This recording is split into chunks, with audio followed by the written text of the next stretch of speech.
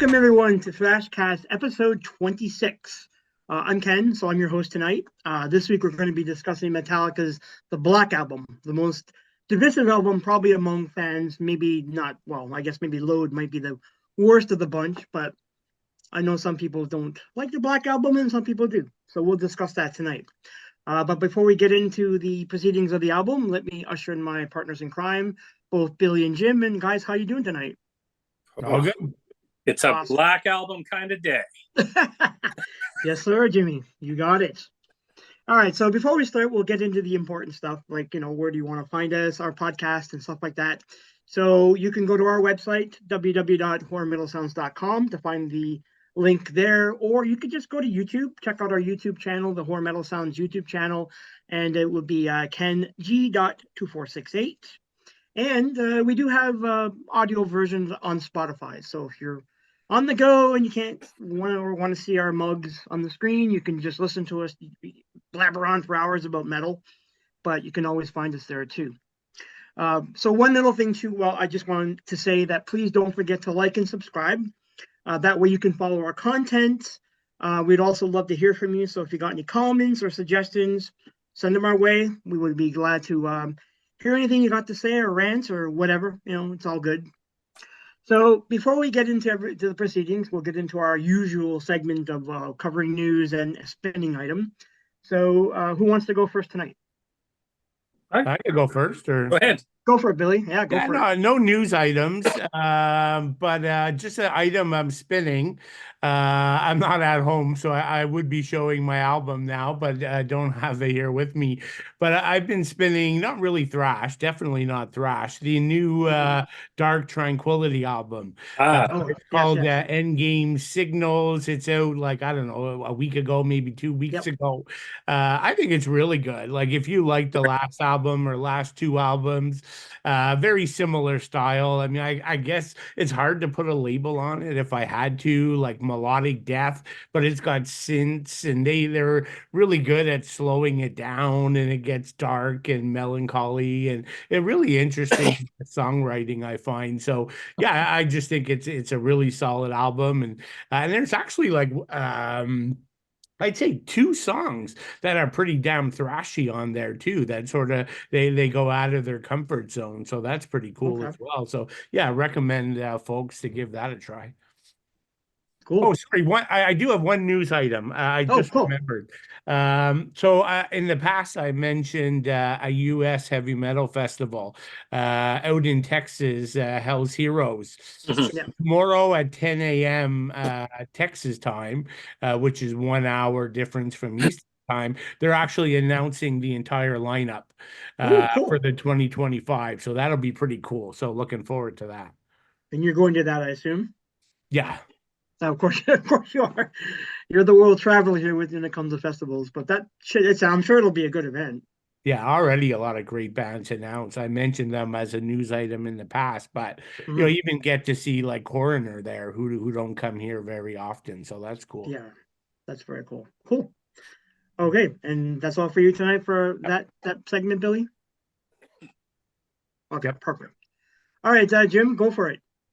Yeah, I did lie. I got a little bit of a news item, and I believe it's this Saturday and this Sunday. Obituary will be streaming a live, their live concert for their full album of World Demise. Okay. So I got tickets for that online. So I think it's 2 nights. I don't know exactly how they're doing it. So I believe it's this coming up on Saturday and Sunday night. And you can buy like 1 night, 2 nights, or 2 nights and a shirt. So it's kind of cool. And to be honest with you, it was like $60 American for the 2 nights and a shirt. So really, really That's affordable. Cool. And they're going to be doing the whole album. And I think it's a jam session, more like kind of like the Annihilator was a couple months ago, where I think they're warming up to go out on tour. They're going to go out and do this album on tour. So I don't know exactly, but it sounds pretty interesting. And I'm going to be attending it virtually, so that'll be pretty cool. And what I'm spinning, I picked up this. It's an OG copy of God Hates Us All with the band cover on it. So, and it's funny I because love that cover. it also comes with that cover inside it, which is my Oh, original nice. one that I Yeah. have. So obviously I have this, but what I love about it is even the little tag on it is kind of stained. It looks like coffee, but it's blood, supposedly. It's really, really cool.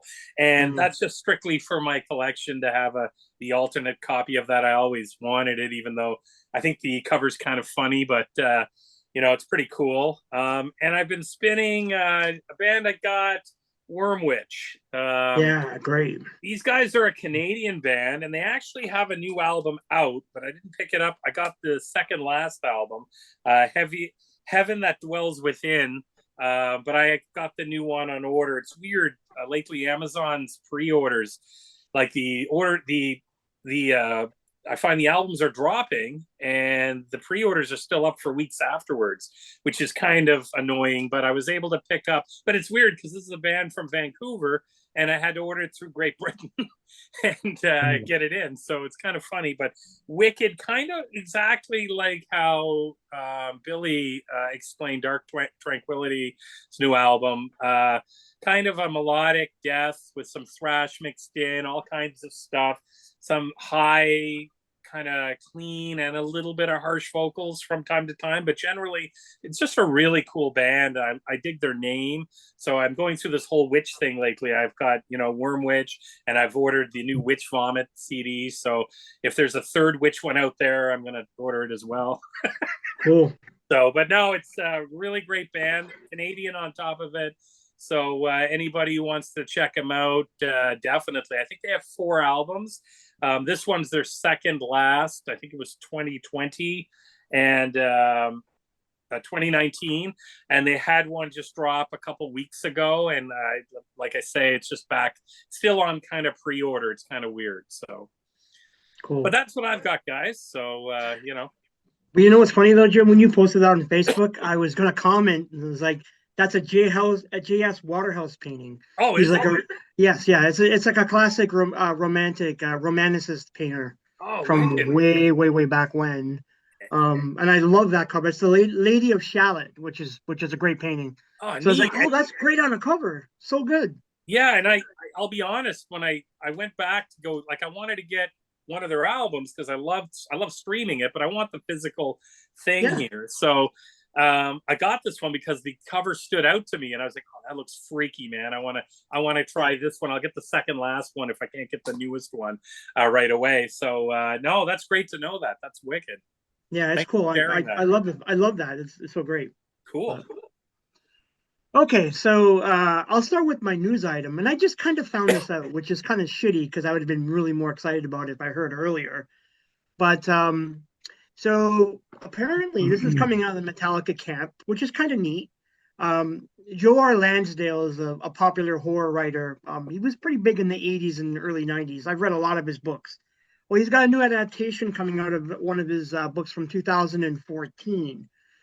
And this apparently it's called The Thicket, so it's based on the novel itself. It's coming on apparently it's coming out on theaters in this Friday, I believe, September 6th. And apparently one of the actors involved is going to be James Hetfield.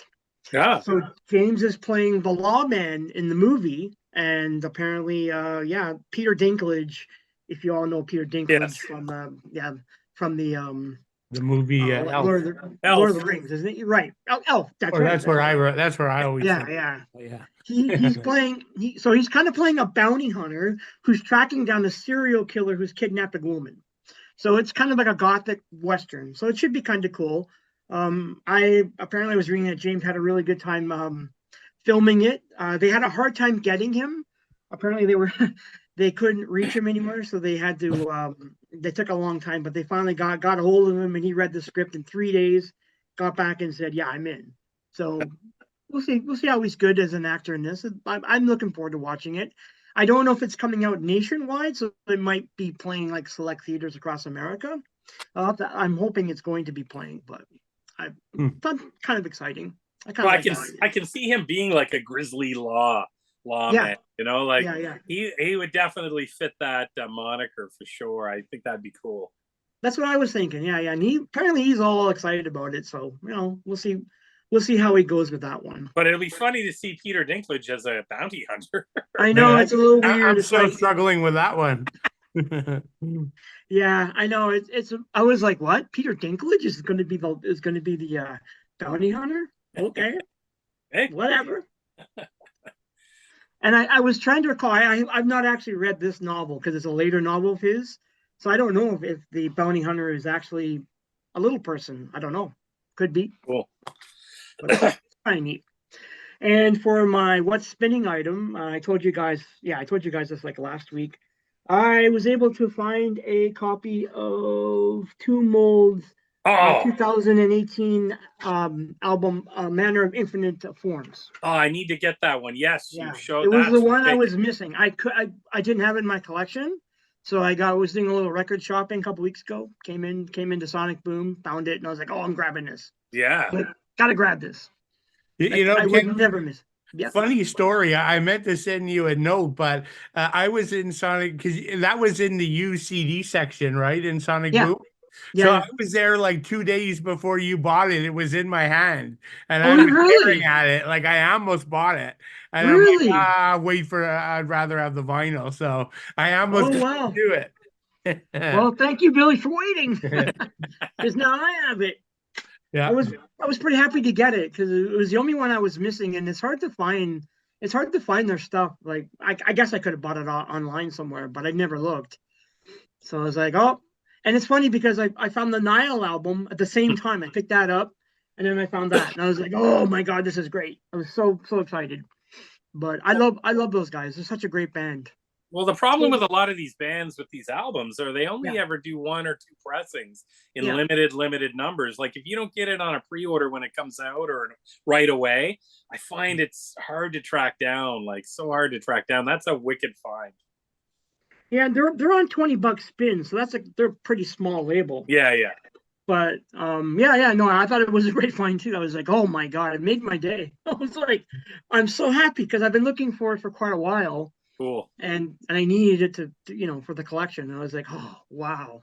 But yeah, Cool. That's what I found for spinning. Wicked find. Yeah. So I thought so too.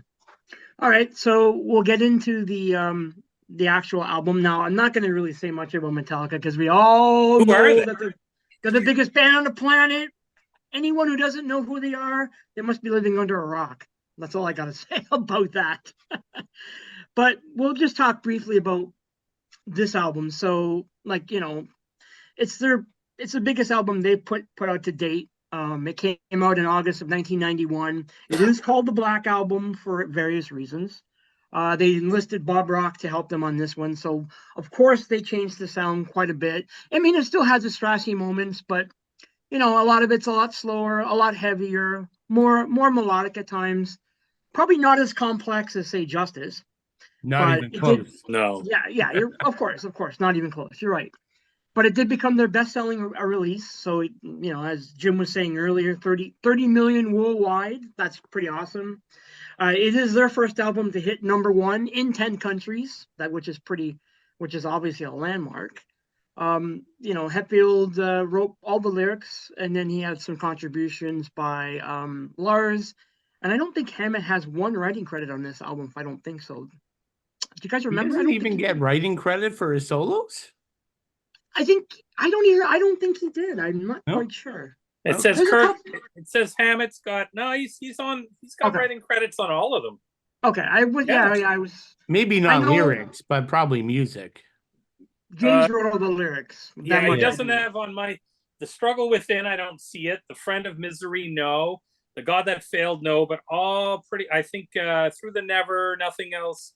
Through the Never, Unforgiven, and Enter Sandman. He's got writing credits on. The rest, no. Sorry, only 3. And Jason had the one writing credit. Correct. Yeah. Yeah, he had the one writing credit. So the good one, which is we'll talk about that. There's a lot about. I didn't know. I actually was reading up on the making of the song, and I was like, oh, it's pretty fascinating. But we'll get to it when we start our album dissection. And Ken, the sheer number of copies sold, like I love that story from Jason, that he still makes enough money on his royalties Yes. to basically live off of for the rest of his life on that one album.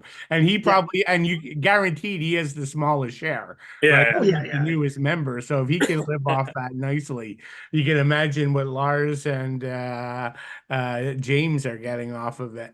I mean, we'll get to it, but to be honest with you guys, although this is his second album with them, they gave him a little bit of rope to work with, but not a hell of a lot. No. no. Not a hell of a lot, which is a shame because the guy's a great. He's a really good bassist, and I Mhm. think he's a pretty good musician overall. So they just Yeah. never gave the guy any opportunity to shine in that band. Yeah, Which they is weren't really mature enough still to give no. away the range to other members. Like And I now think they do Robert's now, get but and Robert gets all the praise nowadays, pretty yeah, much, yeah. which is kind of funny. But But I oh think well. what they had to do with Robert was the right thing because they Yeah, didn't yeah. like what came out through Some Kind of Monster, the documentary, was that Jason definitely wasn't treated. He was more. He came in as a fan, so when you come in as a fan, I think you come in a little bit different. I mean, I'm sure Rob was a fan too, but he came in and they made him a quarter member right off the bat. They That's no right. dicking That's around. right. I think they gave him $1 million. They gave him 25% of going forward, I would assume, and it seemed like a fair deal. And like you guys were saying, I'm sure Jason came in and he was probably given just percentages because he was so horny just to get in there. And I mean, God, you've got the keys to the kingdom right there, and no matter what, and like Billy said, you guys say he's making just probably more money than a lot of our heroes are today with just his royalties from this one album. And that's enough to do whatever the hell he wants to do and fund other projects. And I think that's really cool. But I think the band had to look inward a little bit and decide that, and I get it, from when Cliff died to when they brought Jason in, there was not a lot of time there.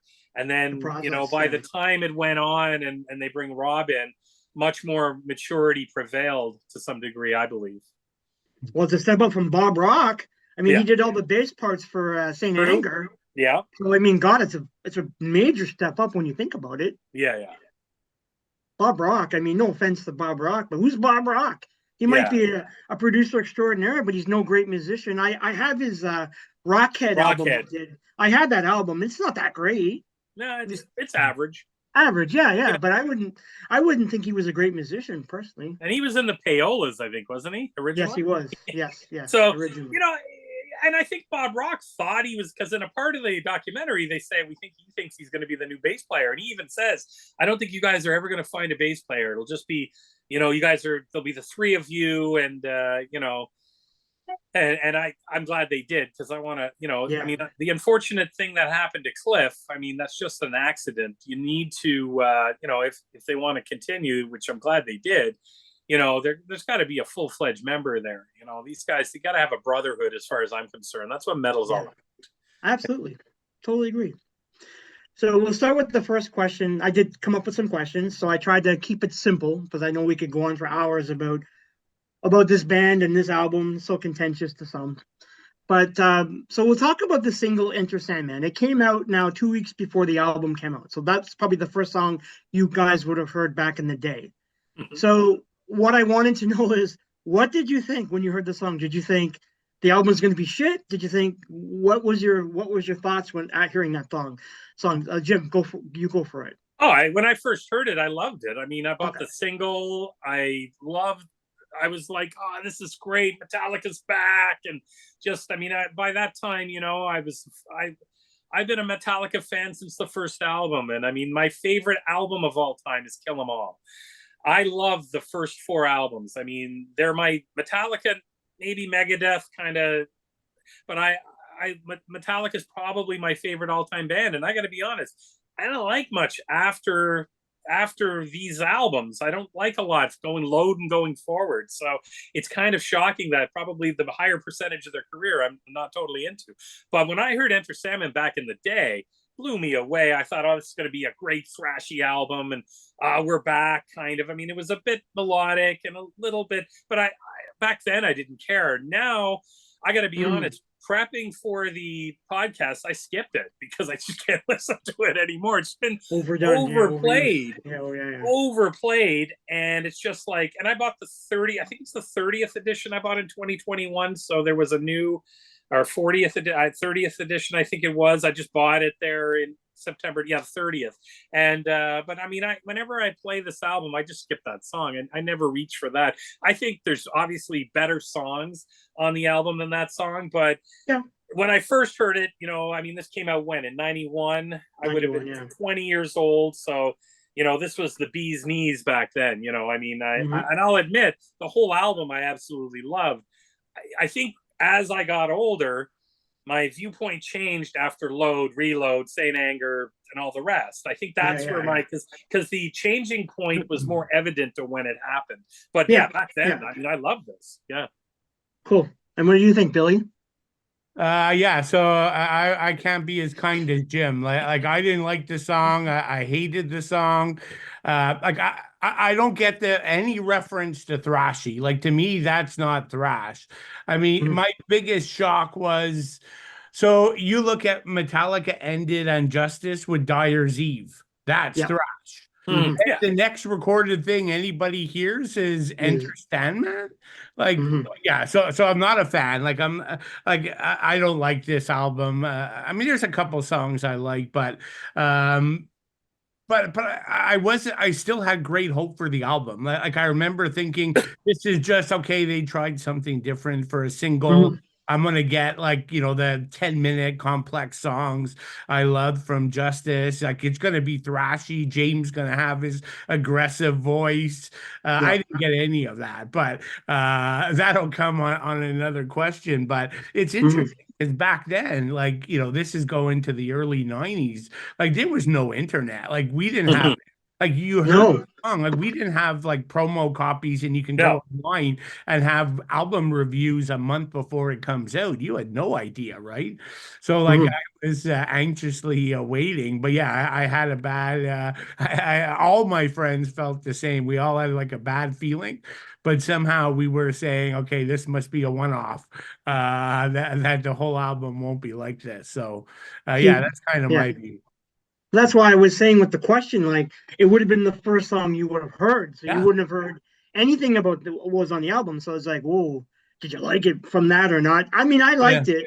I was in art school when this came out. So I remember I had a lot of people I knew in art school that weren't even metal fans and were like, oh, did you hear Enter Sandman? And they were totally over the moon for it. So I was like, all right. So I knew right then, it was like, maybe this is going to be a larger, appealing album than Justice, because everyone carries a torch to Justice. We all do. It's a great album. So, but I mean, I liked it. I liked the kind of bluesiness to the song. The riffs are kind of interesting. It's unique for me. But I didn't mind it for when it came out for me. But I can understand how some people might have some reservations about it when they heard the song. But it's a pretty big change. Like, forget Justice. It's a big change versus the entire catalog up to date at that point, right? It doesn't matter what your favorite Metallica album is. Yeah. You're right, Billy. I mean, that's fair to say. I mean, it's a big shift in the band's style for sure. But, so we'll move into the next question because it kind of sort of ties into the change. What did you guys feel? Did you guys feel betrayed by the band's change of style, first of all? Because I know I read a lot of people saying that they didn't like it. Billy, we'll start with you. Well, I think I gave away my punchline, but yeah, I don't know. I mean, betrayed is a harsh word, I guess. Right? Like, Metallica and I weren't in a relationship or anything. Well, like, you know what I'm saying, though. It's I know. I'm kidding around. Yeah, but I guess to that point, right? Like, I was disappointed. I was shocked. I was stunned. Like, I still remember to this day, I buying the CD, bringing it home. I think it was CD back then. Yeah, CD, bringing it back home, putting it in my stereo, sitting in my record position. musician listening to it and just being stunned. Like, what is, like, to this day, it's my biggest musical like shock. It's still like all these years later, right? It's just Okay. nothing that I expected. And my unique journey was my ranking of Metallica albums makes it worse for me, because for me it's And Justice for All is one, Master is two, Ride the Lightning is three, and Kill 'Em All is four. It's 4. So like with every incremental album, it's just getting better and better. So yeah, so this was a shock. I mean, for me, it's not like thrash. It's not the Metallica we knew, which is fine. Metallica can make any music they want, and they're not there to please me, and I fully know that, right? Like, I'm a nobody. But at the end of the day, it's not what I wanted from them. It's hard rock. It's metal. Like, it's to me, there's a couple thrashy riffs, but it's not a thrash album. I don't think so, but I'm sure that's up for debate. But so yeah, like I was just disappointed. Like, I didn't enjoy it. But like all these songs, they're all sort of based on like a riff, or a catchy chorus, and that's how every song is written, of course. But these are like, they'll have one or two good ideas in a song, and they'll keep replaying them Yeah. for minutes in a song.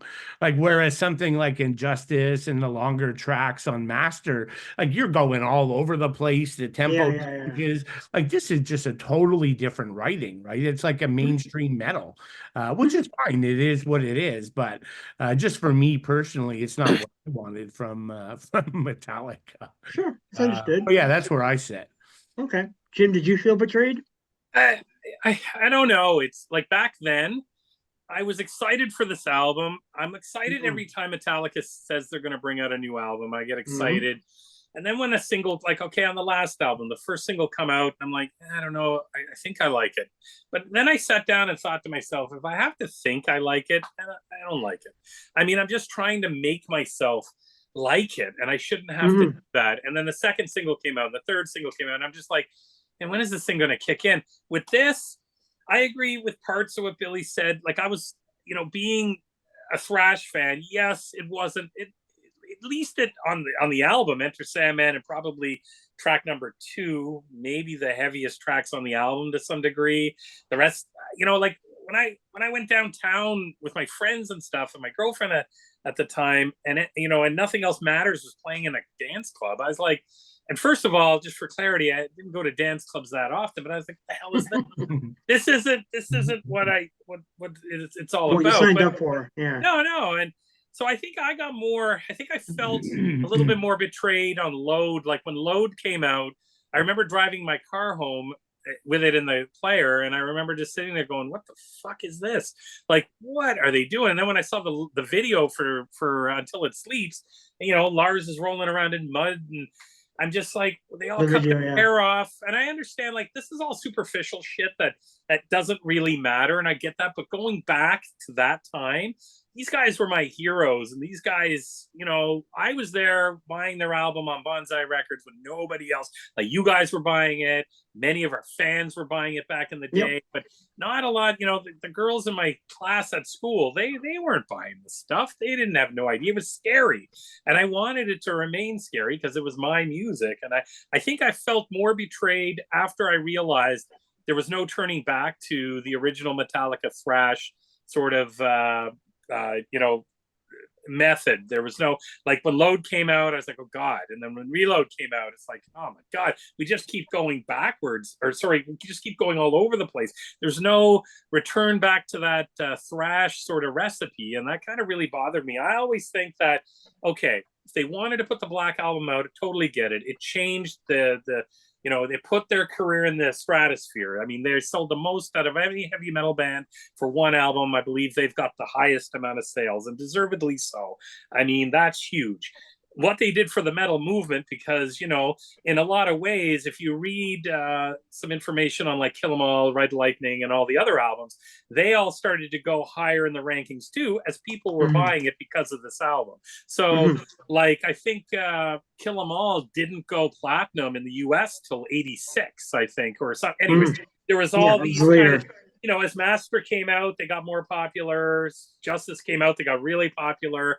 And then when this came out, it just broke, the dam broke. So really excited for what they did for the metal movement. But then, you had a lot of bands like thrash bands that started to maybe look at this, because we've talked a lot about bands that have had albums out around this time and changed their recipe, and it kind of in their formation of it kind of bothered me a bit. Everybody thought, okay, we need to hire Bob Rock. I think Bob Rock was, he's probably a nice guy.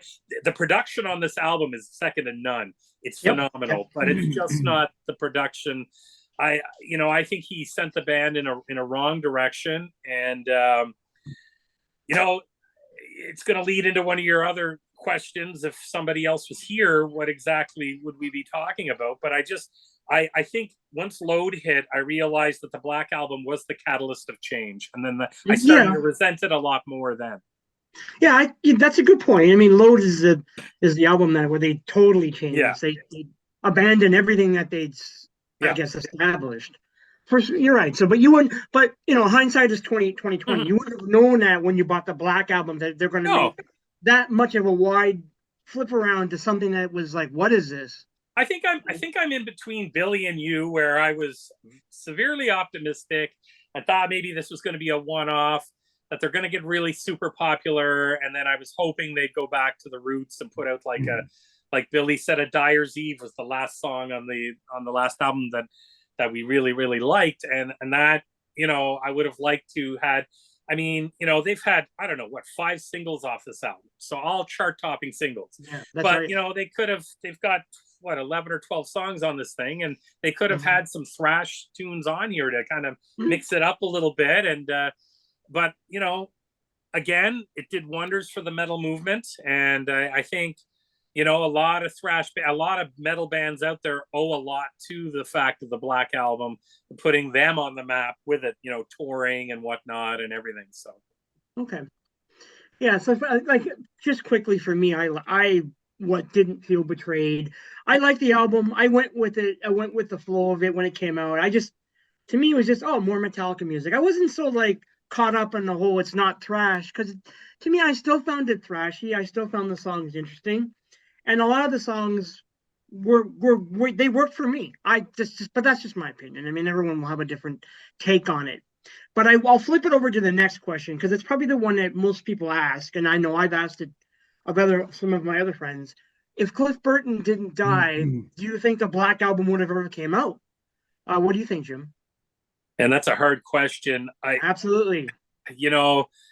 Wow. I mean, what would have been even the changes on the prior album? Justice. That was a bad killer album, one of my favorite albums of all time. And Cliff, and he would have just made that so much. And I'm not comparing him to Jason, because Jason stepped in, really hard time and that, but having the 4 of them for that, I think they would have hit sort of the status kind of closer to I think it would have been that much more popular with Cliff on it. The Black Album, I'd like to say no, he wouldn't. I always picture, and I've never met Cliff, but everything I've read and seen interviews and that, always kind of, he brings sort of a Lemmy-esque, sort of a scaled down, very humble, very basic, in the sense that I loved one interview that I saw in the 80s there with him and James, and they're just saying, they asked, what about hair metal? And they were like, oh, good, it works for them, but no, we wear jeans and a t-shirt and sneakers because that's what we wear at home, and we're that type of people. We don't want to put on a persona that we're something else when we're not. So in knowing that, I think maybe Cliff would have had a little bit more pull, and maybe they would have went in a little bit of a directional change. Definitely, I think come Load, Cliff would have probably left the band at that point if that was going on or whatever. But I think that when it comes down to it, I don't think it would have been as commercially kind of prone as it is. I think it would have been a lot more thrashy, and I think he had a lot of say. Those 4 members, I think at that point in time, with the 4 members, I think Kirk was probably a little bit more of the odd man out of those 4. And again, with him being more of a Lemmy-esque figure and he kind of strikes me as a bit of a minimalist when it comes to it. He got up there and he just kicked ass. And I really think, they were popular because of it. So maybe he wanted that. I don't know, but I just think he would have kept it tighter to their chest, and they would have. I think maybe even if they went with half this album, the other half would have been mixed with a lot more heavier stuff. That's just my opinion, though. I mean, who the hell knows? Well, the thing about Cliff, which you have to understand, is he was a couple years older than the rest of the band. So he was also a bit more wiser. At least that's what James always had said, that he was pretty, when he was strong with his convictions. So even James said that they looked up to him. So in a lot of ways, he was the unofficial leader of the band because he was outspoken and he stood by his convictions. And even Lars had said that. So I think maybe he would have been able to steer the ship a lot different than what it went after his death, because obviously they didn't process the death properly, and then when they did, it just everything changed in a weird kind of way. But they were kids, so that's totally understood. Billy, what do you think of it? Yeah, I always find this an odd because so obviously, as Jim said, we'll never know for sure. True. But Yeah. I'm very much of the opinion nothing would have changed. Okay. That we would have got the Black Album and Okay. potentially the Load album. And sort of here's kind of my logic, I guess, right? So everything we know or we heard about Cliff was back in the master days, right? And so Lars and James had no interest in doing the Black Album in the master days either, right? So you're taking a person and going back a decade or well, not a decade, but you're going, you know, quite a bit back. So he would have gotten older and more mature and even more wise, I guess you could say. But at the end of the day, if you listen to the band members, the reason why the Black Album was made because they basically pulled their hair out on tour playing these 10-minute like complex songs, and they just became, they hated it, right? So they went the opposite way. And so Cliff would be no different. Like I'm sure he would have equally gotten tired. And so I agree with, I don't know if it was you, Ken, who said it, but like or maybe Jim, you did. But yeah, Kirk's I think is a lower rung in terms of the leader of the band. So we know when Black was being made, James and Lars wanted to do it. So even if and they're strong personalities, right? Like I know they respect Cliff, but they also would have been a few years older by then. If they wanted to do it, they still would have outvoted Cliff. And so like it's still a three-way band. Like Cliff can't decide the outcome of it. So right away we know two of the three main members wanted to go here. So I don't think Cliff would have stopped it. I also think that Metallica reached the peak of thrash. Like you could argue, no, those first four albums are the best run of thrash albums. They were the biggest thrash band in the world after Unjustice for All. So you've already achieved your biggest goal. So why wouldn't Cliff have wanted to do something different when they already became the biggest and best thrash band? So I also think he probably would have wanted to go in a different direction. So yeah, I don't know. I mean, we'll never know, but I think for all those reasons, I think, you know, that everybody would have evolved together and would have still went in this direction, given the complexity of justice and how they wanted to go in a different direction. And that's a good point, Billy. I never thought of it that way, that those four albums, actually a really good point. We're the pinnacle of thrash, and how big can thrash actually get? Let's be honest, they weren't getting any radio play. Up until then, they only had one video, one. So, you know, how much like they kind of broke the thrash height of the barrier. And you're right. I guess it would be kind of boring just to keep doing the same albums over and over again. So, but you know, I just I compared Cliff to sort of a Lemmy-esque figure, true, but that would have been 5 years earlier than this album, and that's a great point. You know, Motorhead could only go so far because they could only get so far with their sort of makeup that they've, you know, they're the way they were constructed. So, I think, you know, you make a good point there, and I think it probably still would have came out.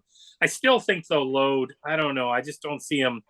Yeah, maybe. See Yeah, 'em. maybe. Yeah, but I just Yeah. I think that's a great point. How much thrashier, like how many more thrash albums of the same sort of formula could you do? I mean, those first 4 albums are just phenomenal and the best run of any thrash band. I mean, it's you can't you're right, you can't argue that. So there had to be something to break, and you're right. It by then there would have been 3. I mean, Kirk kind of the silent one, and I think yeah, it probably would have came out.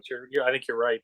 Yeah, like I would have loved, selfishly, I would have loved and Justice for All Part 2. Yeah, But I know that's would have been boring for the band to do again, right? Like anything they Yeah. would have done if they stayed that thrashy would have started to be a bit repetitive. So I get why they changed. Like as much as I like them doing it, I fully understand. I respect what they did. It's just not for me.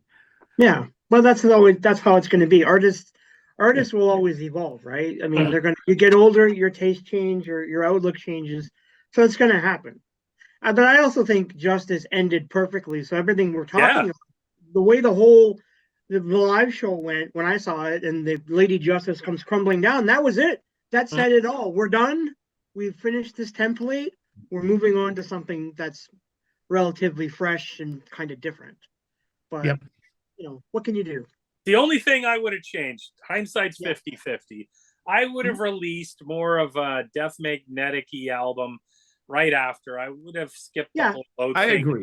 Yeah. But I understand the times where all the other, all the alternative stuff was going on, and Metallica wanted to get in there. I mean, they were probably on, I don't know, the Warp Tour as well and stuff like that. So they wanted to be in there as well. And I totally get that, but it's just, I think they should have returned with, okay, if you don't want to go back to the thrash roots of the first 4, at least put out a really solid heavy rock album. And I think that would have been more better for the diehard fans like us and many of our listeners, people tuning in. So that's just the way I think of it. Sure, that's fair. All fair points. So another question, this is pretty simple. So either you like it or you don't. What do you guys think of the cover? Do you guys like that cover? I love Billy? the cover. Okay, you love it. What about you, Billy?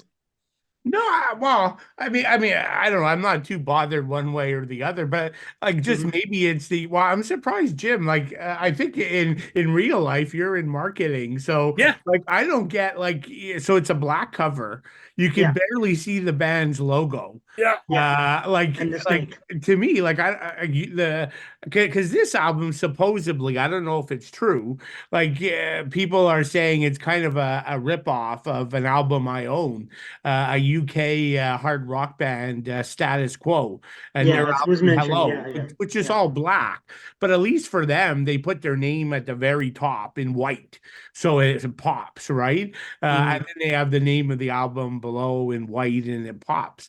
But hell, I mean, as you said, Ken, the album sold a bazillion copies, so it didn't hurt them any. But yeah, I know it just seems a little like simple to me. You know why I liked it? As a marketing person, you have to physically pick it up. Back then, there was no streaming, so you had to physically pick it up. True. And it was like, I just think, there's none blacker. Just like Spinal Tap. Well, so what they did here, though, is that the symbol of the coiled snake is actually part of the American Revolutionary War. So it represents the Gadsden flag. So they put that on the lower corner. And again, this will come up in the song "Don't Tread on Me" because they talk about the American Revolutionary War. So I don't know. I kind of liked it.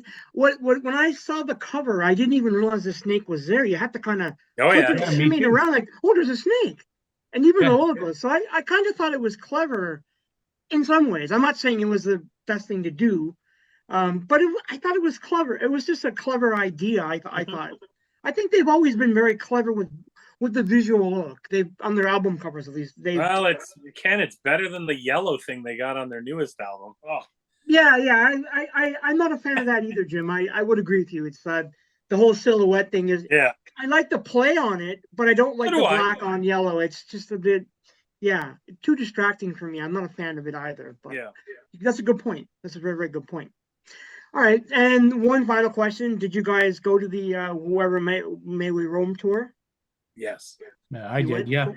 Yep. Cool. Yeah, so we all went to that tour. And I love Would you guys? what And I it was loved great about it. too. Oh, sorry. It was Yes. great because I could go get my beer and take a leak during the songs from this album. So it was really You good.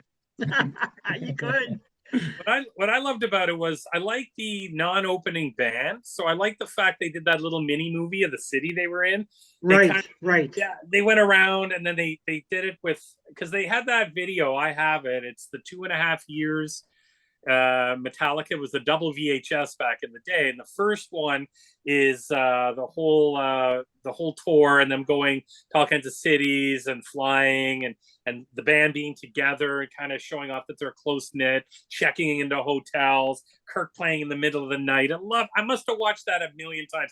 And then the second half of it is all in the studio with Bob Rock, which kind of Right. shed right. a little bit of knowledge into how this was recorded and sort of the dynamics there. So I think that was pretty good. But I love the fact they broke that up because at that point, they didn't really need an opening act. And I thought that kept it going. They would come on and talk to you like, we're coming out to kick your ass, Halifax. And then they would show some of the local parts around Halifax. So it put a little bit of it was kind of a little bit more personal. And I thought that was pretty cool. Yeah, I forgot Yeah. about that. Yeah. Yeah. I did too. I couldn't even remember. I knew there was no opening act. It was just a whole night with Metallica playing. I think about 2 hours, if I'm not mistaken. It was a 2-hour show that they put on. But Yeah. I love that show. I saw it in Maple Leaf Gardens, and I was blown away by it. I love the whole dynamic with the middle that they were in the middle of the with the whole kind of it was great. It was a great idea. They're really, like I said, they're really good with how they think about their presentation as a band. That's the one thing about Metallica I've always liked, despite what they did with Load. But again, that's another thing altogether. Well, but, Billy, did you see them on a tour with Guns N' Roses in Montreal when they had to stop the show? I was there for the big riot, right? When James burned his arm and then Axl had one of his sissy fits and stormed off the stage. Yeah. Were you there, Ken? Yeah, it was the Toronto show. The Toronto show went off without a hitch. There was no. Oh, that was Montreal show though. It happened. Yeah. Right, the Montreal show. Yeah, the Toronto show was just a regular night. It just but they played and it was fine. But yeah, Billy had the unfortunate trouble of the shit that went down there. Crazy. All right, so we'll get into the album. Now, we've already shared our points about Enter Sandman, but I'm going to bring up some other points that we didn't discuss. We all know where it's from. We all know that basically the lyrics are by James. He basically had this idea to do a concept about nightmares coming from a child's perspective. We do know that. The child's voice in the video is by Bob, in the song itself, is by Bob Rock's son, who actually did the No, I Lay Myself Down to Sleep, which I thought was kind of neat. It was their lead single. It reached number 16 in the Hot 100 Billboard charts, which is pretty impressive. It did achieve platinum status, so obviously we all know it's a great song. What I was reading about, what I didn't know, that originally the song came from a riff that Kirk Hammett had was inspired to write. Now, he was a big fan of Soundgarden, so he loved 1989's Louder Than Love. So the actual riff came from there, and they eventually worked the song around it. But according to what I read, James didn't really want to work on this song until close to the end of the recording, which is kind of weird. Because apparently, from what I understand, he had a darker idea for the lyrics. He wanted to include a family that was experiencing some real bad shit. I guess maybe that would be cool. That's what he wanted to do. Because his problem was he didn't like the title. He thought it sounded too commercial. So he wanted to do something a lot darker to counterbalance the commercial sounding song. But Lars and Bob talked him out of it and said, no, you can't do that. So what you end up getting is what you heard on the actual song, which I thought was interesting. I didn't know that, but it would be interesting to hear James's original thoughts about a family that was apparently, like, it's about a family that's imploding. There's a dark secret about one of the kids. Like, it's really weird. Like, it was gonna maybe like suggest incest or something. So it's like, I don't know what he was thinking there, but very, very interesting. Hmm. Do you guys have any other thoughts on it before we move on? Because I know you already basically gave your Yeah, thoughts I was about just it. gonna say, like, this is a Yeah. clip that's going around. It may be very recent, or they're just playing it now. But like Metallica was on Howard Stern show recently. They were in the Okay. studio playing, and they were talking about how Kurt came up with the main riff, Right. but actually Lars told them how to play it differently, and that's Yeah. the version you get. Like, Okay. so he basically said, delay this part, Yeah. repeat this part 3 times, Mhm. and then pull this other part. Like, and so the whole band was talking about it. So, Mhm. although Kirk certainly gets credit, oddly enough, like that famous riff is actually Lars reconstructing it completely himself. Yeah, I saw that, and it was Yeah. cool because Kirk said, "I came up with the original riff, which was and then then while he's playing it, yeah, Lars is instructing him, okay, 3 times I want you to do Yeah. this. On the last one, kind of fade it. Oh yeah, it was really cool, and what I like about it, as much as we all know what Lars can be like and the sort of tensions that have been there, but Kirk was pretty cool in saying, "Oh no, he's told me what to do and how to do it." So it was pretty neat, and yeah, I saw that clip too. That was pretty cool. Yeah.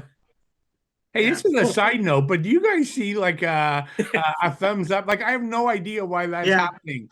Like I in don't a know. bubble, like Yeah. my hands are nowhere near my laptop, and it's popping I up. noticed it. Yeah, I noticed it, Billy. I wasn't sure either. I don't see it on my end, but I see like right above your head. Like, what's going on? I can barely reach my keyboard. I don't know why. There Oh, again. there it is. It's there.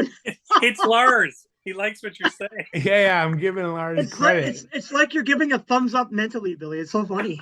I I don't know. I have no idea why that's doing. Yeah, Anyways, back to the I know. show. Yeah, of course.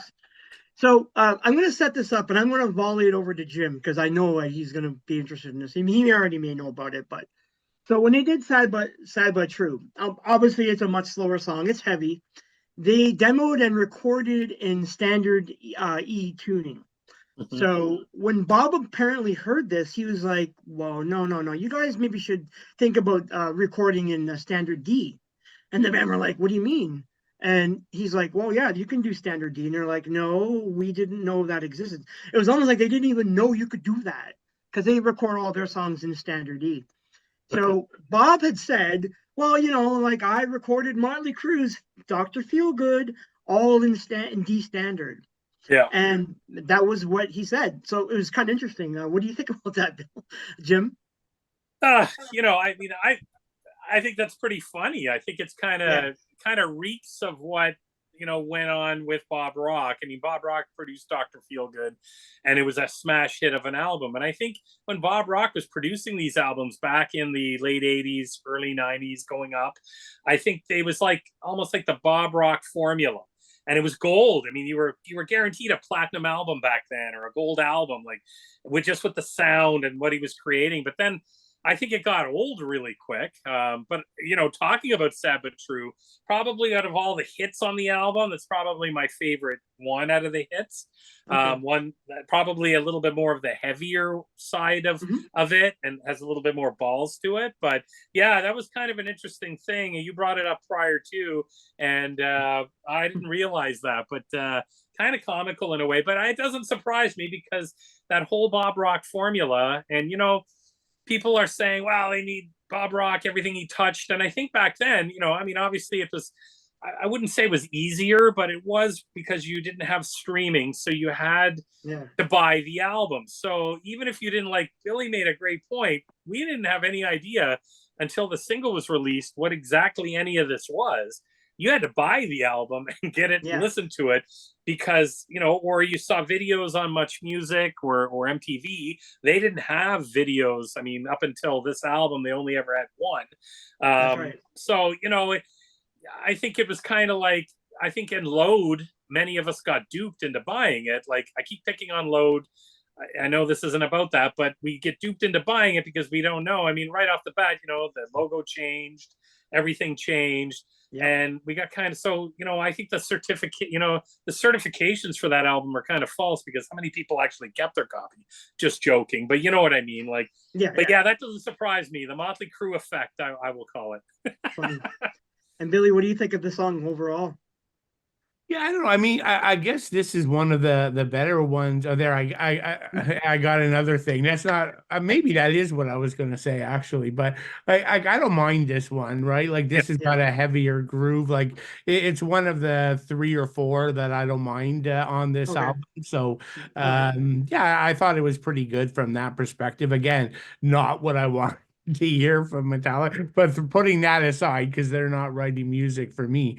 I thought it was pretty cool, but one of my main sort of gripes is just used to Metallica and their sort of time changes and you Mhm. know like shifting in songs and like all these songs are just standard chorus, repetitive. Right. Right. Even all the guitar solos, some are cool. Like it's one of the things I like more on this album, the bluesy solos across it. I don't mind. Like it's pretty cool, but even those get a bit repetitive after a while, right? There's like only Yeah. two Yeah. songs where Kirk will really break it up and it sounds different from the others. So, but yeah, I don't mind that. There's a couple interesting nuances in James's vocals here as well.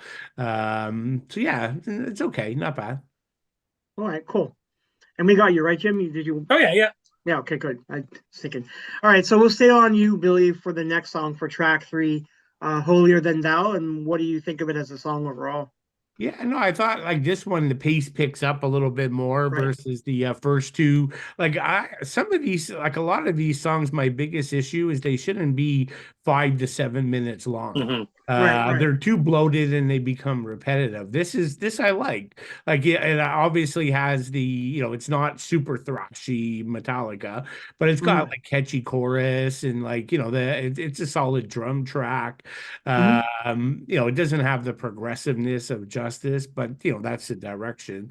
But yeah, so I don't mind it. Like, and I like the fact that it's a shorter song, like it doesn't overstay its welcome.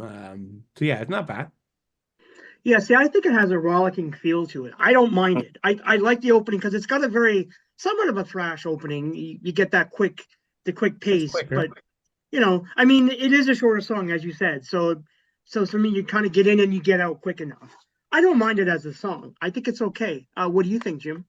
I think it would have been. This should have been a single released off the album. I think Yeah. this would have been like 2020 going back in time.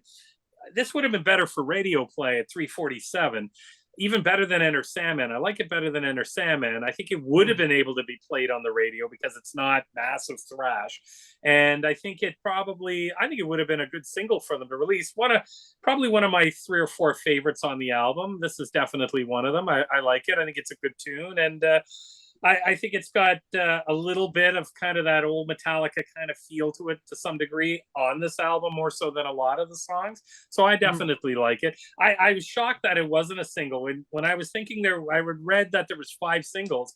I had put this in and I had missed one of the other ones. I think it might have been Wherever I May Roam, even though I Right. realized that was a popular song. But I thought this was definitely a single on it, just for this how short it is and. It's a good rock. It's a good rockin' tune. Yeah, I like the song overall. I don't have a problem with it. So we'll move on to the next Yeah, track. This might be contentious to some because it's a power ballad, "The Unforgiven." What do you think, Jim? I like it better than the other power ballad on here. Oh God, I hate the other one, but this one Yeah, here, out of the two ballad the type song, this is more powerful. hmm Doesn't hold a candle to Fade to Black. So I'm no, always I know everybody's gonna go like, oh, he's the old 53-year-old guy. He's gatekeeping. I don't care. This doesn't hold a candle to those old, to Fade to Black. I mean, one is not a ballad, but one, there's no one on here, and I'm getting no. angry. It's I can understand why it was so popular. I mean, my wife, my girlfriend at the time, loved it. It was popular. Like I say, I went downtown and it was playing in clubs next to, I don't know, B-52s or whatever. So it kind of had me puzzled there. The video was kind of funky. It always reminded me, I know, like of the Mm, Tool video for Sober, except for that mm. was more a claymation kind of Right, right. thing. Yes, yes, yes. Kind of had that sober feel to it. So I don't know.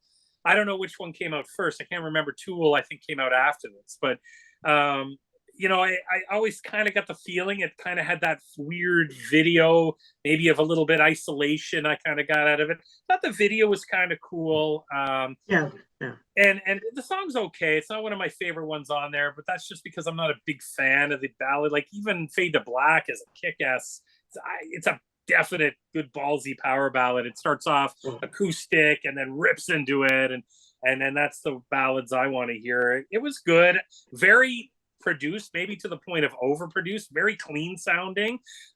You know, you could hear a pin drop, really well produced.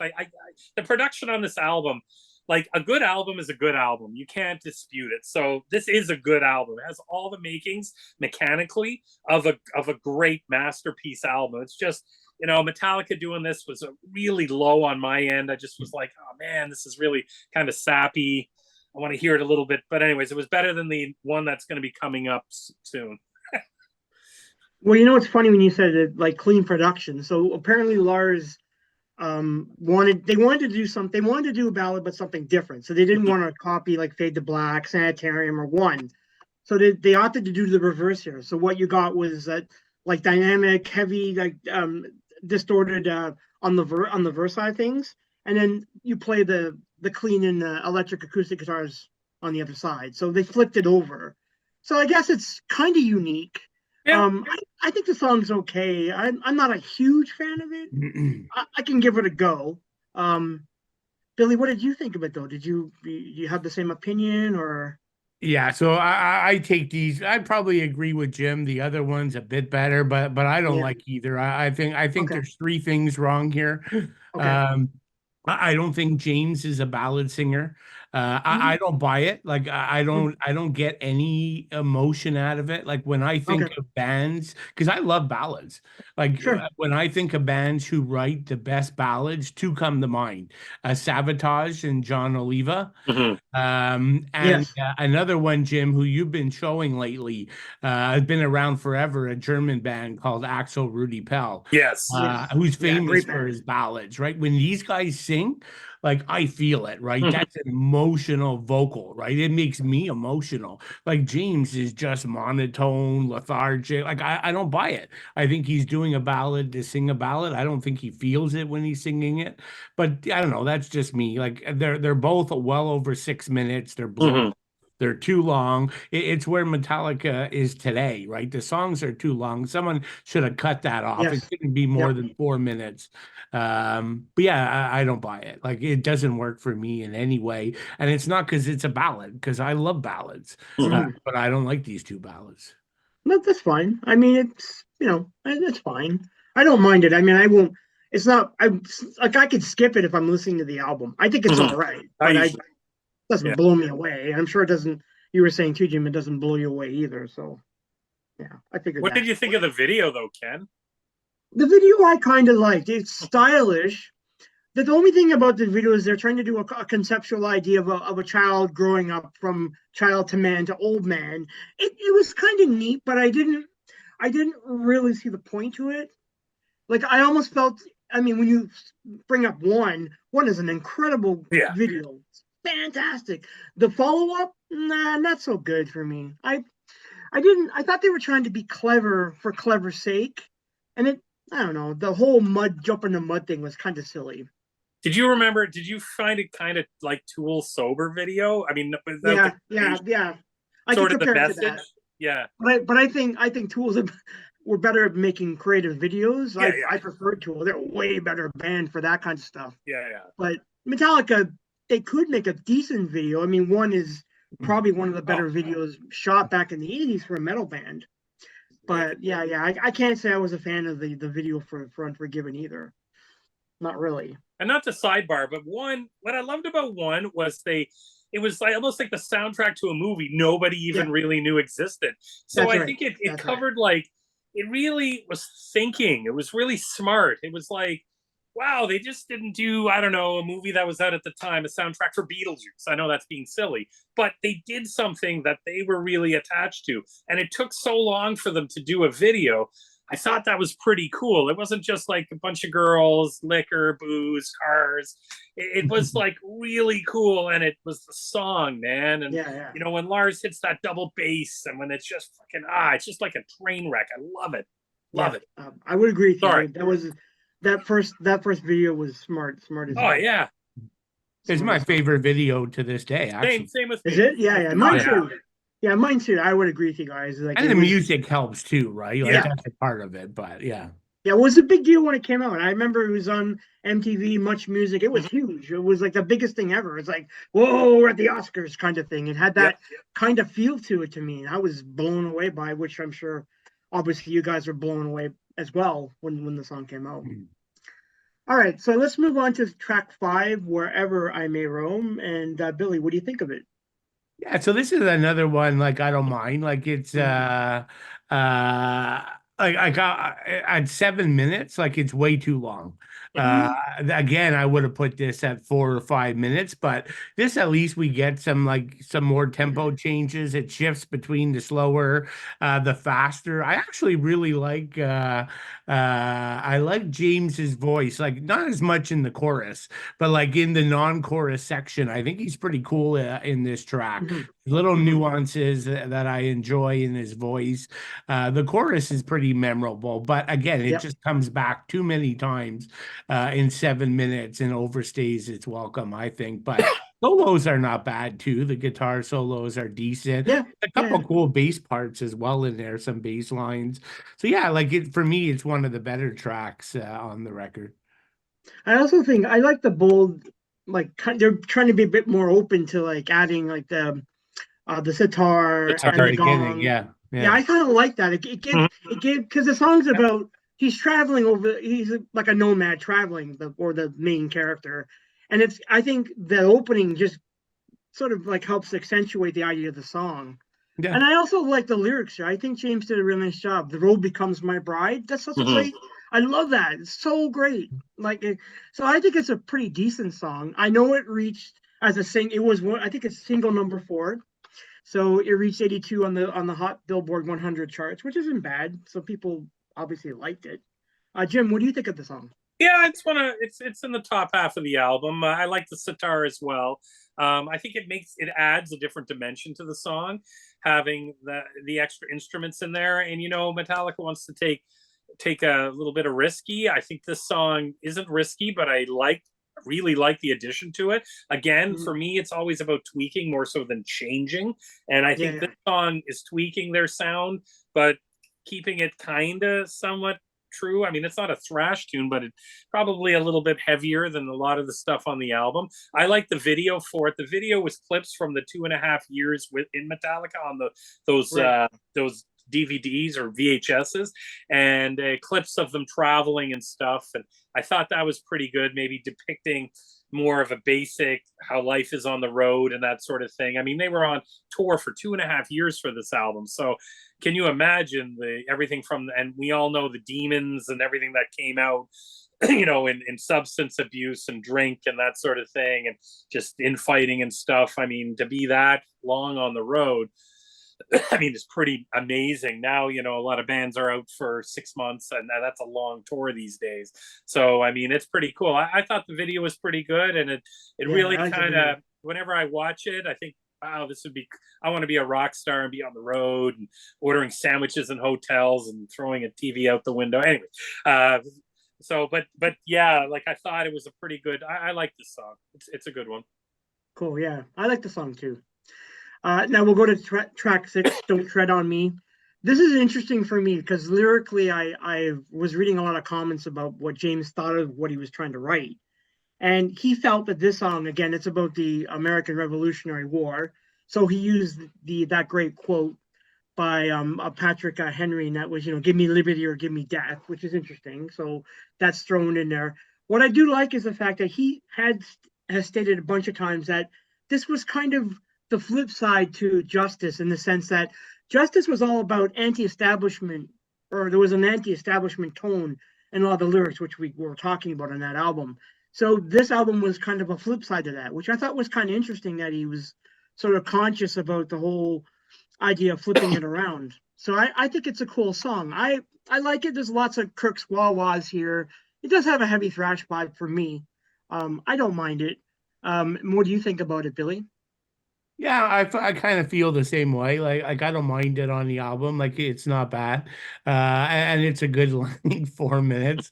And yeah, like I like some of James' parts, right? Like I don't always like his melodic singing, but this I do Mm, like that part where he's like, so be it, friend no more. yeah. Like, and he does that with that nice melody. Mhm. Then you get the deep, heavier, don't tread on me.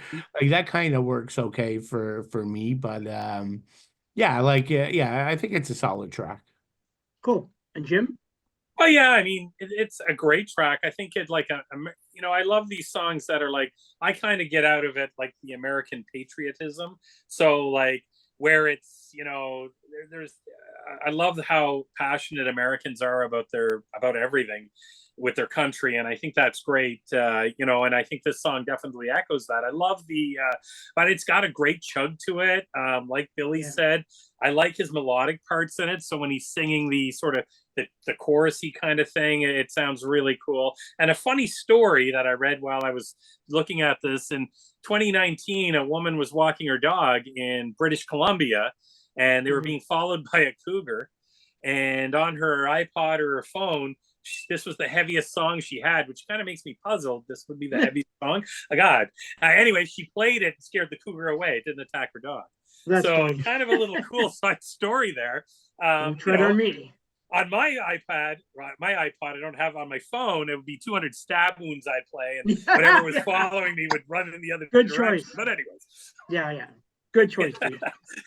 but anyways, yeah, I like the song. I think it's pretty cool, and I always took it as sort of and I like that it was great live, and it's awesome. I like it. It's a good track. Well, one little fun fact that I know about this song is that the main riff was kind of inspired. They used it like Frontline Assembly used the main riff in a song that they made for their 1994 album Millennium, which I absolutely think is one of the greatest. If you're into industrial metal, it's a landmark album in the 90s. So I just thought that was interesting that Metallica, I guess, were reaching all genres by this point. People knew them and were like wanting to cover them in some ways, even though it's not a cover, but they just used it in one of their songs. So I thought that was kind of a funny little sidebar thing that I knew about. And All wasn't right, this album yeah, like mhm, didn't they like when they did the box set, they yeah, released like the Black Album, but it has like 100 tracks by like yes, the most unusual artists who like Yes, the songs? yes, yes, Yeah, yes, yeah, I that's right. thought it was this. Yeah. I don't have that box me set, but neither. yeah, I have the like, book set, but it's not in there. oh, Oh, it's not okay. It's a separate thing you had to buy for like $150 yeah, on top of the $250 box set. That's insane. That's I didn't buy it, but like a lot of no. it's pop stars, right? Like yeah, yeah. like I mean, like young girl pop stars. Like so, I wasn't interested, but there were a No, couple I interesting would I would definitely say you wouldn't be, of course. parts. God, I'm crazy. All right, so we'll go to the next kind of thrasher. It's kind of a thrash song for me. Through the Never. What do you think, Jim? I wrote No? That's all I No? wrote in the Okay. song was and Okay. I find it's at this point of the album. I mean, the next song, number 9, I really standout track for me, and another one after that. But I find at this point of the album, like even when I got it, I was listening to it. I mean, when I got it, the hits would have been probably fairly predominant at that point. We all would have heard The Unforgiven and Nothing Else Matters and all that. But some of the like I would consider this on the lower end of my likes, and it's just one that kind of probably gets lost in the shuffle with just because I usually I usually skip the next song, so I think probably this song gets a lot of miss on mine just because of it. But I'm not super into it now. Okay. I like this song. I think it's great. I love the fact that you get 35 seconds and then all of a sudden that riff just kicks in and then the song goes. I think it's great. I love Kirk's solo in this. And, and then it builds up at the 216 mark and it crescendos down at around 248. I think it's great. I think the song is pretty awesome, but, everyone's got their opinions on it. I know it's the video they did. This is the song they used for their concert movie To Mhm. the Never in 2013 with Dean DeHaan or Dane Yeah. DeHaan. I never seen that movie. I don't know if it's any good, but yeah, have you seen it, Jim? No, I haven't. No, okay, I have not either. How about you, Billy? What do you think of the song? Yeah, like I was trying to figure out how the hell to do that thumbs up when Jim was talking 'cause I agreed with him, but I have no idea how to do it. But yeah, I don't know. Like again, I don't find it super thrashy. Like, but like I find it starting to get repetitive, right? Like it's similar to the previous track. I don't know. It doesn't offer anything new, right? Another Mhm. a super, basic chorus, basic song. Yeah, I got it's okay. Like, it doesn't get me excited in any way, shape, or form. Like, Okay. this is where I feel the 65-minute runtime is Yeah. starting to bear out, right? Like, no album Yeah. should be 65 Yeah. minutes. Yeah. Like, I mean, the length is, yeah, I could see that. there's one or two of these that could have been cut and a couple that could have been shorter. Fair enough. Yeah. Yeah. I could see that. It's fairly bloated in spots, but it is what it is. All right. So we'll go to On that note, yeah. Well, yeah. I mean, what more can you say, dude? I mean, I get it. I totally understand that. no, I I can meant see. rolling into track number 8, Yeah. Oh, my yeah. Yeah. poster Yeah. child. Okay. Well, yeah, rolling into track number 8. Nothing else matters. The other ballad, and I know it's the third single, and a lot of people don't like it. Um, I'll just mention a couple things that I found interesting about this. I mean, obviously, it peaked at number 11 on the Billboard rock charts, and that's great. Now, originally, this song was written by James, apparently in 1990 while he was on tour. He was homesick. He had a girlfriend that he was missing, and he wrote this song, but he didn't actually intend to have this on the album. It was basically when Lars and Bob, of course, they heard it and they're like, "You got to put this on the album." But he had reservations about the song because he felt that it's soft, it's about love, it's about missing, all that shit. But he felt that it would destroy the band's image because they had this image of destroying things and headbanging, and he felt that song was not what Metallica was about. He's right. So basically they talked him into it. And apparently this is the only song that Kirk had no involvement in. He wasn't on the studio recording. He had no involvement in the song. James actually did the lead in the studio, which I thought was kind of interesting. Hmm.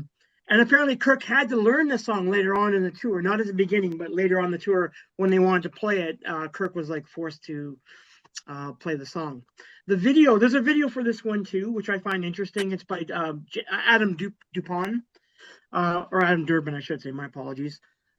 He did a bunch of Beastie Boys, directed a bunch of their videos, so I thought that was kind of interesting.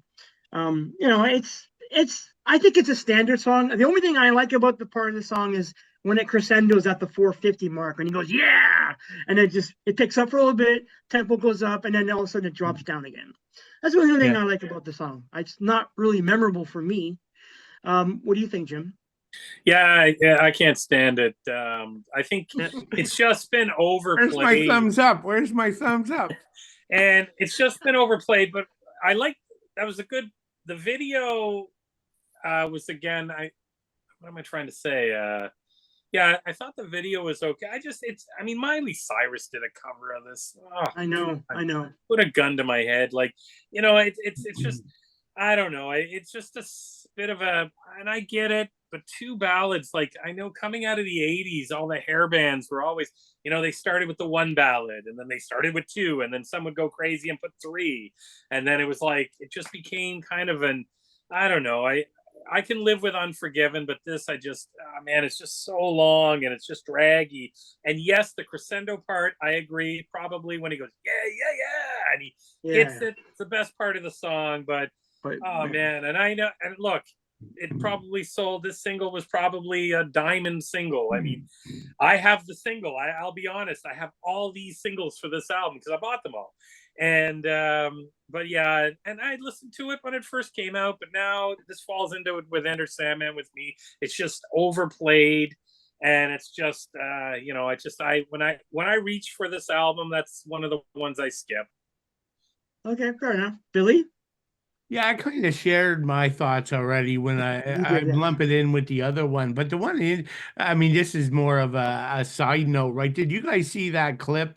I don't know what it's from. Maybe like it was from that album where everybody covered the songs, but it Right. was basically the band was being interviewed, Metallica. I don't remember by who, and Mm, Elton John was there with them. Yes. And Elton John okay. basically said it's one of the best songs ever Yes. written. That's And true. James started crying. Yeah. And Yeah. Lars came over and because to your point, James did like all of the song, right? Yeah. So Yeah. basically, in his ears, you're getting the guy who's probably him and Bernie Taupin are best known for writing, the best lyrics and the most catchiest songs of all time. Yeah. Telling James it's one of the best songs ever written. Yeah, So that's true. I don't know. I thought that was kind of interesting. Like obviously, I don't agree with Elton, but like I don't know if it's because Elton covered the song.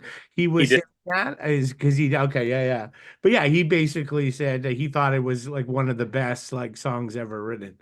I think he Well, covered it with Miley Cyrus. I think they did it at an award show. Oh, does that But where? yes, Okay. that's a great point because I remember seeing the interview where he broke down Yeah, James because, just instantly broke down. and as much as I don't like the song, that's big kudos. I mean, you think about it for the masses.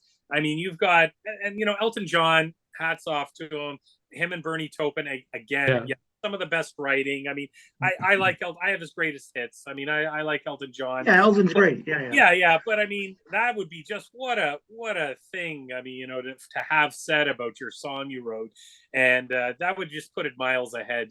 I still am not keen on it myself, but wow, that's true. I saw that and I thought, whoa, that would be better than any award you could ever win. Is having him Well, say that's one of the best songs he's ever heard. Yeah. well, it's validation, right? He's being Yeah, validated for a song. Yeah. And you can't blame the band because no, really, I mean, really for James, like obviously he's an emotional guy. Let's be honest. He's gone through all kinds of shit growing up. He's very volatile. So the album kind of brings out that volatility in him, which is fine. That's why I like the album because there's some growth. but It's not just, yeah, we're gonna headbang and destroy everything. you know You can what, only Ken? take that so far though. But you know what? I still think like this. I don't know if I'm just a child in a man's body, but I like my heavy metal heroes. I want them all to live in a house together and do Okay. what it is they do 24 hours a day, 7 days a week, just for me. I'm very, very selfish when it comes to it. And I know it sounds ridiculous, but that's what I want. And I remember seeing an interview with them and they said, it's not like we don't even like we're not all together all the time. And I was really pissed off at that.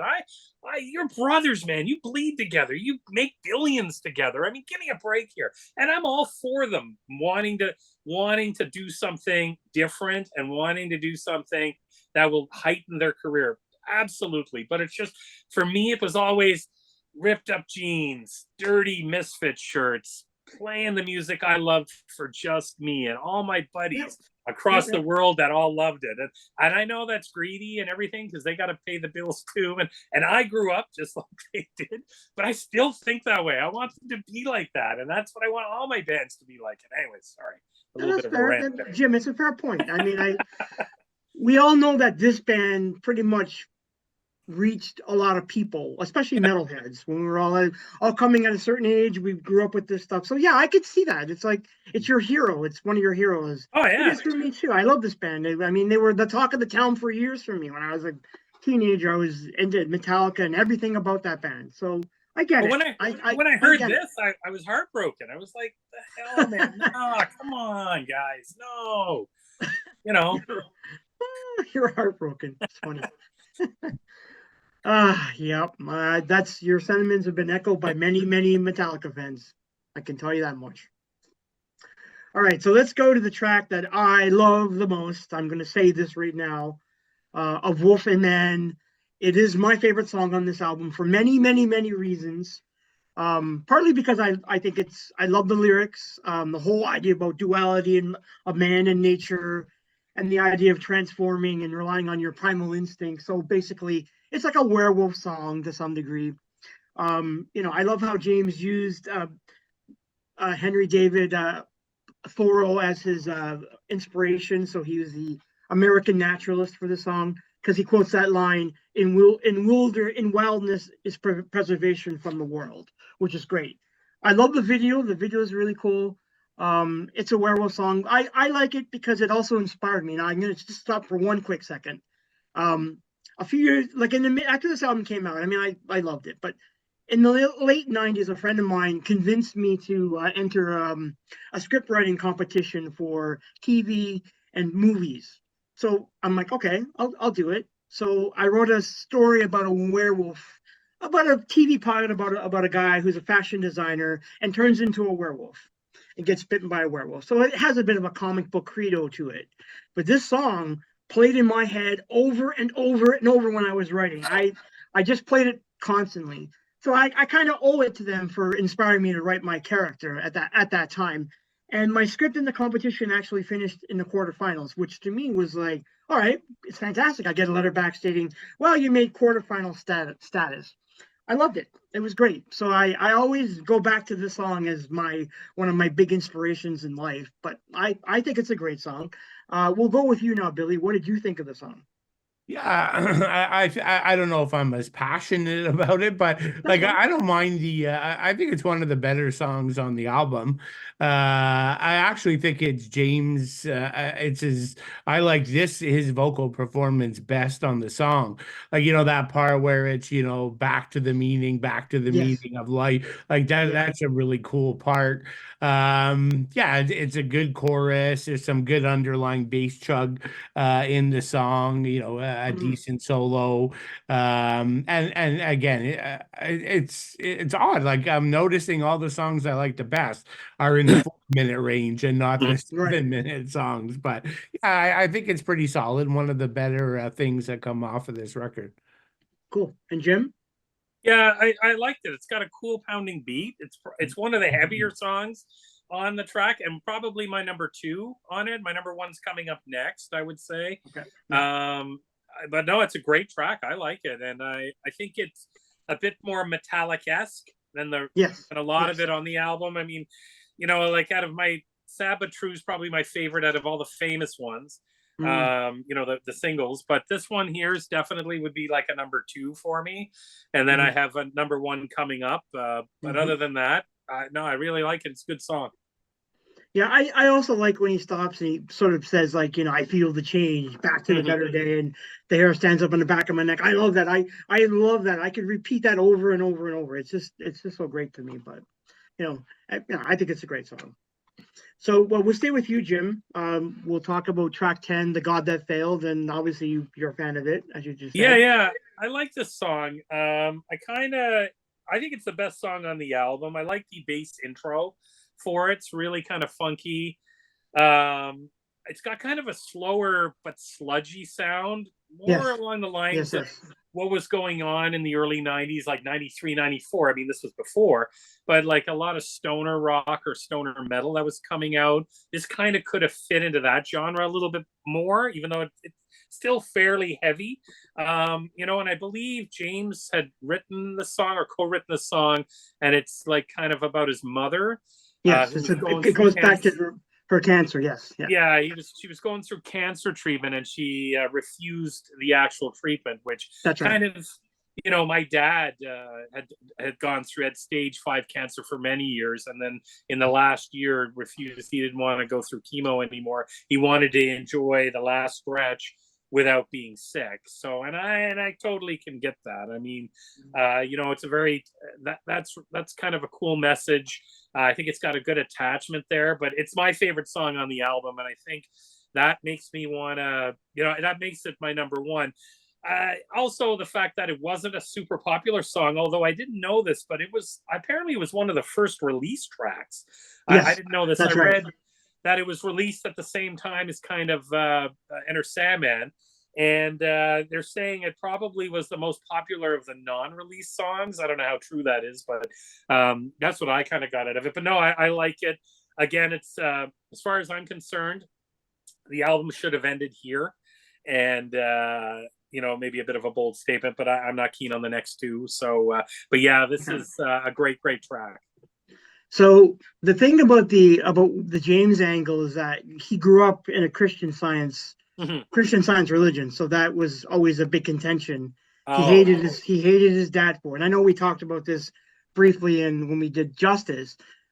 So he went through a lot of anguish because he basically watched his mom die mhm. and not accept cancer treatments. And in his mind, he technically blamed his mom for that, for her upbringing or the religious upbringing for why she died. So the funny thing about this song, there's like two things about the song that I found interesting. One was that there was a bunch of anti-religious groups at the time who championed the song because they believed James was writing about how he hated God, and that's not true. He didn't hate God. What he hated was his mother's belief in that in the Christian Science thing, and so it's kind of funny. But Alabama Atheists is one, and the Secular Web were two websites at the time who championed the song as some kind of a statement against organized religion. So I thought that was kind of funny. And And then and just to correct, yeah, my dad wasn't religious, so my no, dad no, did it only from a point of view of equality of life right to the yeah, very end. So yeah, understood. but yeah, I get that. yeah, I can imagine religion telling you to, and my dad had lived with stage 5 cancer for many years with chemotherapy keeping him going. Yeah, But I can't imagine, like religion telling me, okay, no, you have to reject that based on your religion. Fuck that. Sorry. yeah. Well, that's why he had such a an upheaval in his childhood for that Yeah, reason. yeah, I can But imagine. it would explain a lot of his behavior as like a teenager and going into early adulthood. But Right. interesting. And the other fact that I didn't know this either, but I read about this. You mentioned at the beginning of the slow kind of heavy pace. Well, James wanted like a slow, heavy, and ugly sound to the song, Mhm. obviously because the lyrics touched him in a certain way. Kirk apparently wrote the music, but the lead was too bluesy, and they didn't think it kind of fit the style of the song. So, according to what I read, Bob Rock came in and rewrote or helped him to rewrite Oh. that lead guitar solo part in the song, which I thought was kind of interesting. So, Hmm. interesting fact. So, Billy, what do you think of the song? Are you a fan of it, or Yeah, I'm kind of mixed feelings okay? on this one. I mean, the like I like the heavy bass intro. I mean, to me that sounds like something that comes off of Megadeth Rust in Peace. Like those couple heavy bass intro songs. I find it kind of reminds me of that, but I'm not a fan of this chorus at all. I Okay. just find it's a little too poppy and I don't know, it doesn't do anything for me. But I do Mhm. like the end of the song, like the last sort of 20 or 30 seconds. It really picks up, gets heavier. Yes. And James actually, it's the first time on the whole album. He almost sounds like he could be singing on the Justice album. Mhm. And that final riff kind of sounds like it was probably a leftover of the Justice album as well. But then in the body, though, I find it kind of in the heavier part. To me, it reminds me of Sad But True again. They're going back Mhm. to that groovy, heavy chug, and it Mhm. gets a bit repetitive again for me. So yeah, I guess mixed. Some things I like, some things I don't. Okay. Fair enough. So we'll stay on you, Billy, for the next song, "My Friend of Misery." What do you think of it? Yeah, I'm not a big fan. Like Okay. the last two, I think should have been cut in my opinion. Like 65-minute album. Like I like Mhm. the cool bass. There's some cool bass work in here again, but like I'm just done with the album at this point. Like Mhm. it's already over 50 minutes. I really don't like the chorus. Like I really don't like James' vocals on this song, and it's the longest song on the record, or Mhm. at least I think it's the longest Yeah. song. It's not Yeah, it's pretty pretty long. close. Yeah. 640, Like, sorry, go ahead, Ken. 649. Yeah. Yeah, like it's just too much. Like we don't need that. And then it kind of, breaks into, like even a slower ballad feel briefly at one point, and kind of at the 4 minute mark. I don't know. It's all over the place. It's too Mhm. long. Uh, Mhm. and I'm done with this album by this point. Well, originally Jason wrote. Well, he wrote almost all the song. It was meant to be an instrumental. At least he wanted it that to be. But That would be cool. they decided to put lyrics to it. So that kind of sucks for Jason.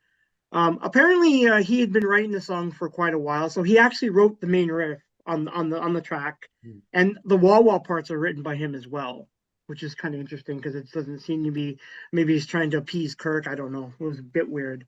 Um, I think it's. I don't mind the song. I think it's okay. Maybe I do agree with you that 7 minutes is a bit. Oh, almost 7 minutes is a bit too long. They could have chopped it down a little bit, but it is what it is. What do you think, Jim? Are you a fan of it, or you don't No, like it? No. too long and too repetitive. I find now the last two songs are getting Mhm. really repetitive to parts of the album we've already heard a couple of times. And I, like Billy brought up, even with The God That Failed, which is my favorite song, and maybe that's why I gravitate towards maybe Sabbath True a little bit more. There's a Right. little bit of a likeness there to some degree. But I don't want to hear it 3 or 4 times. I mean, even twice, it gets kind of, it's just 6 minutes and 49 seconds, and it's like, God, okay, and my friend Misery tries to give it a, the chorus a little bit of a groove to it, and I just think Yeah. he fails at it. That's all. I just think this is a lead into maybe what's coming for Load, as far as I'm concerned. Yeah. Yeah. Possible. Yeah. Yeah. You're possible. All right. So the last track, "The Struggle Within." I Um, yeah. Go ahead. I have Sir. one good thing to say about The Struggle Within. I love the Yeah. marching at the start of it. I Yes. The thought middle. this is the making of like a Destruction or one Yeah. of the army war songs, and I was like, yeah. And then it was cool because they showed in one of the videos the marching in the 2.5 year Metallica thing, and it was real showing all the kids going to the show, and I always thought that was really cool. And then the song just falls apart after that for me. Well, this is funny because this was one of the last songs they did record for the album. So this came at the end of the recording sessions for the Black Album. So James was like, at this point, he was pretty much done with it. He was tired and didn't want to be in the studio. And so apparently he was so angry. He was there was something going on in his life at the time. So he was really angry and upset. So the struggle within is what he was saying to everyone. So they decided to name the song that. And you could tell, like in the song, like he's dealing with some kind of anger because it's got a it's I like it. I think it's thrashy for me. I like the vocals. I think he's angry. It kind of works for me as a song. I don't mind it at all. I think it does riff kind of hard at times. I do like there's a bit of an old Metallica chug that they kind of throw in there, just bits of it. But I think it's an all right song. Billy, what do you think? Yeah, I'm with Jim. Like, I don't like it. I mean, yeah, I guess the marching battle drumming at the beginning is Right. okay, but yeah, like there's no need for this song. And when we think of the great closers on Metallica albums like Master and Justice, this is an embarrassment compared to that, in my opinion. But not a good way to close the album at all. Mm-hmm. Okay. I don't mind it. I as a closer, I don't mind it. I'm a bit more softer than you guys on it. I think it's okay. You know Uh, what I'd so like to hear sing it? I'd like to hear Megadeth sing it with nasty, pissed off, snarl from Dave. I think he probably would have put that more anger into it. Anyways, I always thought that, but that's just me because I'm at this point I'm starting to favor Megadeth, coming out, and they're always coming in second place with their releases. But mhm. at this point in time, when did Rust in Peace come out? 90. you Yeah, know 1990. yeah, Yeah. yeah, Rust in Peace, as far as I'm concerned, way better album than this. But Yeah, yeah. Yeah.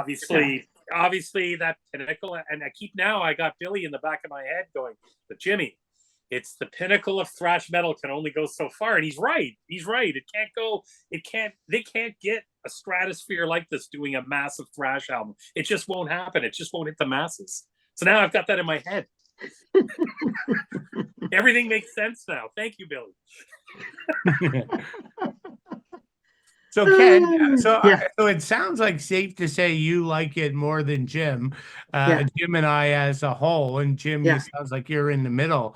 Like I know for Jim, this won't be in his top four, but for you, Mm. Ken, does this knock out one of the first four if you sit No, back and do your ranking? no, it doesn't. It would not. I mean, I like the album, but you can't argue the first four albums, right? Yeah. They're classic, classic thrash for a reason. And I think it was Jim who mentioned that, this was the pinnacle of thrash, these 4 albums. They came out, they ripped hard. We always talk about them. They're always talked about and will probably always be loved. So I can't, although there are a lot of things I'm more positive of this album than you guys might be, but it still doesn't hold a candle to like even Kill 'Em All, which I like, is still a way better record than this to some degree. So no, Billy, I wouldn't. I can't put it. I could put it maybe 5th, right after the classic 4, then this. And then because everything else after that is what's that? I would put it in 6. Because you got Death Magnetic ahead? Yeah. Okay, yeah. Well, I would. Death Magnetic is really good too. I would agree. So it would be Black, then Death Magnetic for me, and then everything else. Yeah. Whatever. For me, I think the ranking for me would go Kill 'Em All. Second would be Master, Ride, Justice. I got to go with Black, and then I would go with Death Magnetic. Hardwired's okay. There's 1 or 2 good tunes off that. Even Hardwire and Death Magnetic, I think if they combine the 2 albums, you probably and could cut out a lot of the bloat. You'd probably have one really good album there. I think, and Saint Anger, well, and the Loads, I really don't. I'm not into those at all. Well, Reload, Load, and Saint Anger are garbage. Although I'm going to say this, and now this might people might yell at me, but I've been listening to Load a little bit because I listened to Load today too. An article for All Fathers, so the site that we're going to be working on. And the thing is, I actually, believe it or not, although it's not metal, it's not like thrash. We know that, and is it like the total outlier for what Metallica is? I don't know. But some of those songs stick in my head, believe it or not. As bad as those lyrics, like 2x4, it does stick in your head. The house and it's that not Jack a great built. Song.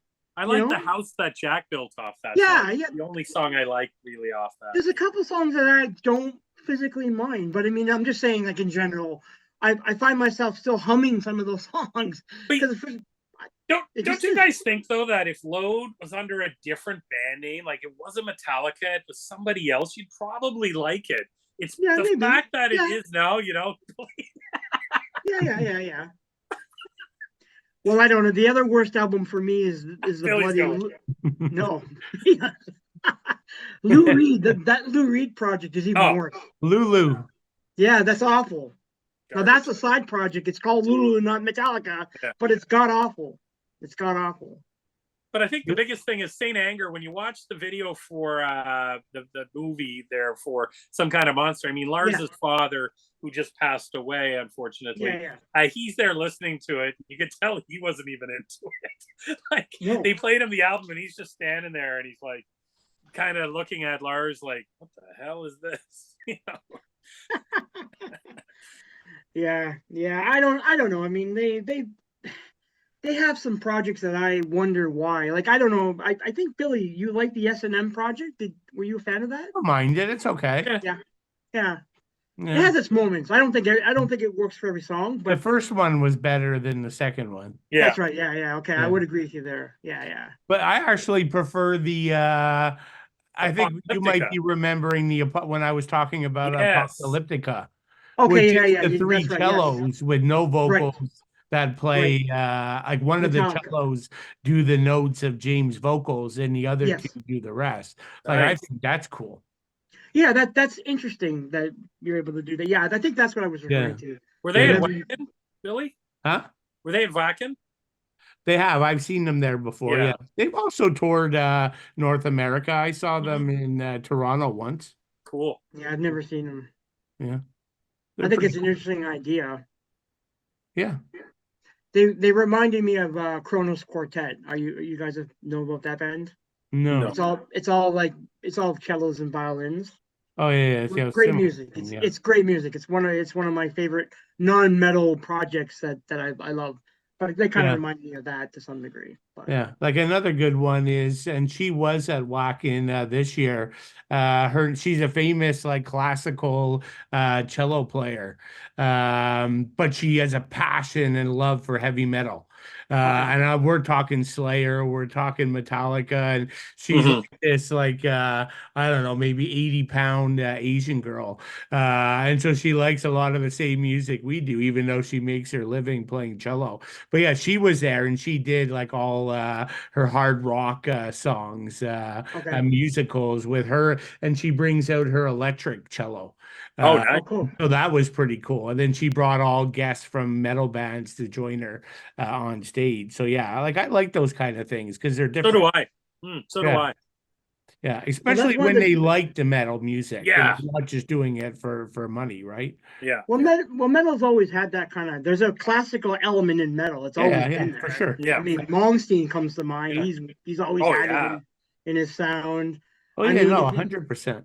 Mozart, even going back to like Mozart and like all the classic composers, it's kind of there. They bring it into the modern era, but it's always been in metal, so it's kind of Yeah. cool. Trans-Siberian Orchestra, that's a Mhm. great project too. So Yeah, it's I'll kind of have neat. one in my top 10. Ah, Ah, okay. there you All right. Well, since Billy, we'll use that as a segue to the last bit of our podcast for tonight. So we wanted to do 10 cover songs that thrash metal bands have covered on albums.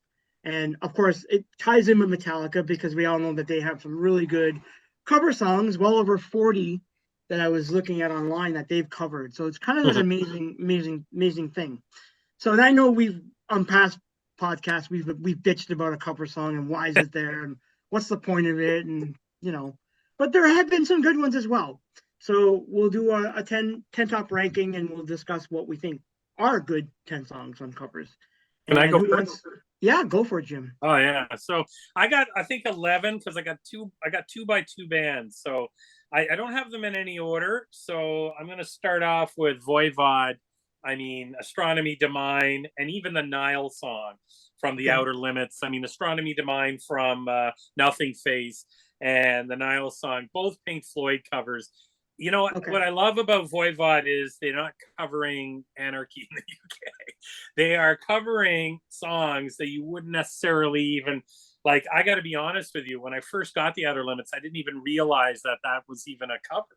So that's pretty cool when you can do that. Mhm. My number, well, I'm gonna just go through. Yeah. I like off of the New Order, the Aerosmith cover for Testament for Okay. Nobody's Yeah. Fault. Mhm. I got to be honest with you. I hate anything off of Aerosmith past Permanent Vacation. It's terrible poppy crap. But some of their earlier stuff is pretty good. Guns N' Roses has done some of it, and Yeah, I agree. but that was a really good cover, and man, it sounded like a Testament song. So that was pretty cool. Pantera's Planet Caravan from obviously Black Sabbath. I think it was an extra track on a re-release of Far Beyond Driven. I don't know if it was on the first pressing, but maybe it was. That's really kind of really bluesy, even a deep down. It was a really cool cover. I really like that. I'm a huge Deep Purple fan, so Highway Star by Metal Church off their Oh yeah. Yeah. that's a wicked cover. And I mean, I love that album by Metal Church, and I love Deep Purple, so it was an easy pick.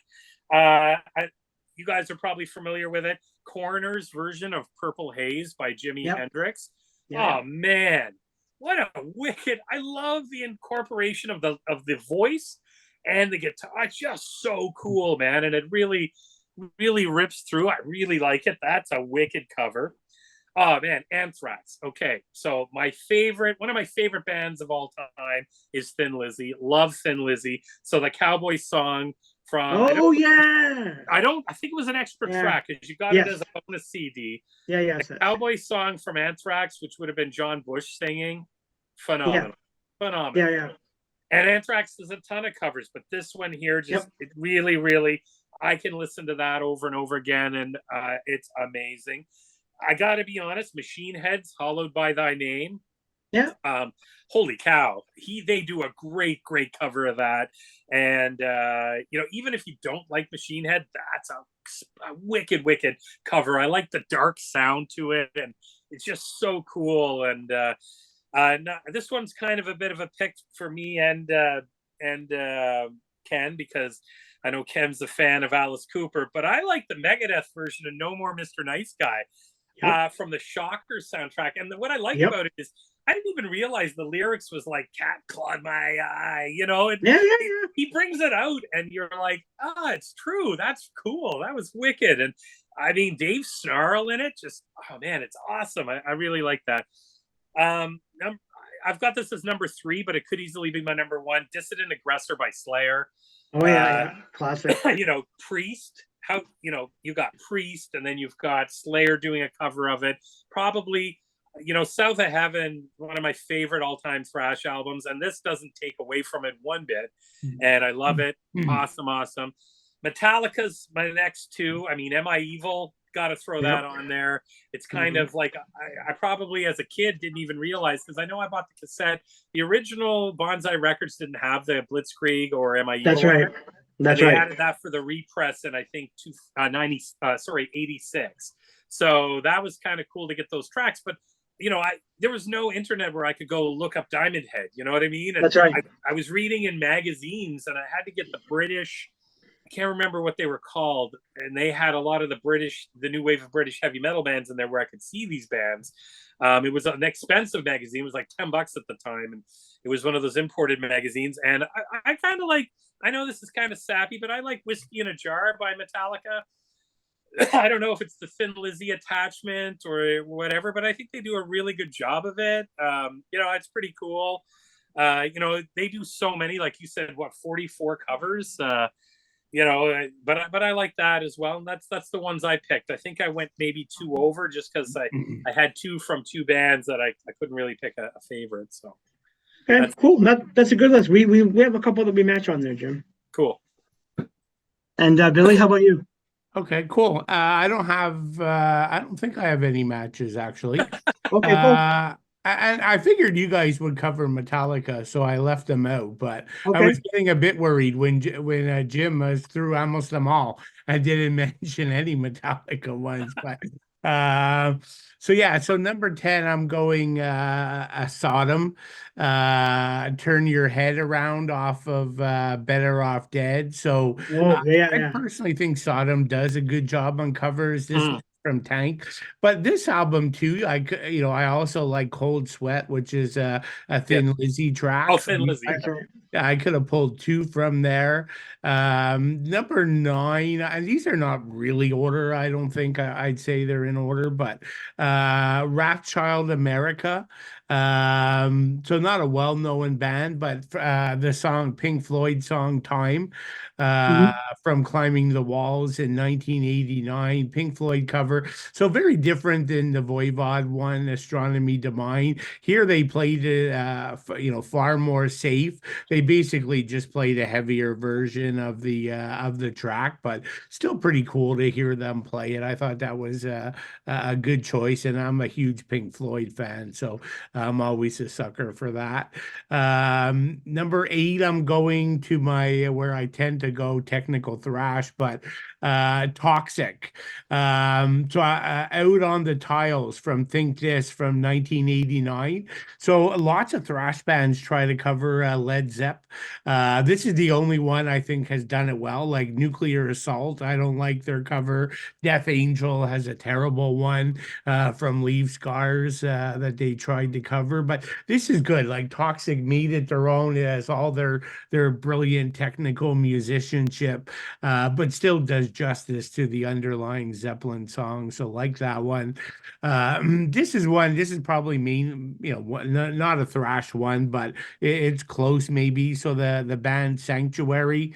I love their version of Jefferson Airplane, the 1967 song White Rabbit from Refuge Denied in 1988. I mean, Mauro Dane, I've said it before, is one of my favorite singers, but this song's like, dark, and his voice is mysterious and menacing at the beginning, which is good for this track. So I think it's way better than the original. Next, I'm going to the band Crucis, very underrated band, very thrash at the first couple, and then they got more prog metal. So this maybe falls a bit more in prog metal, but this is I Love the World.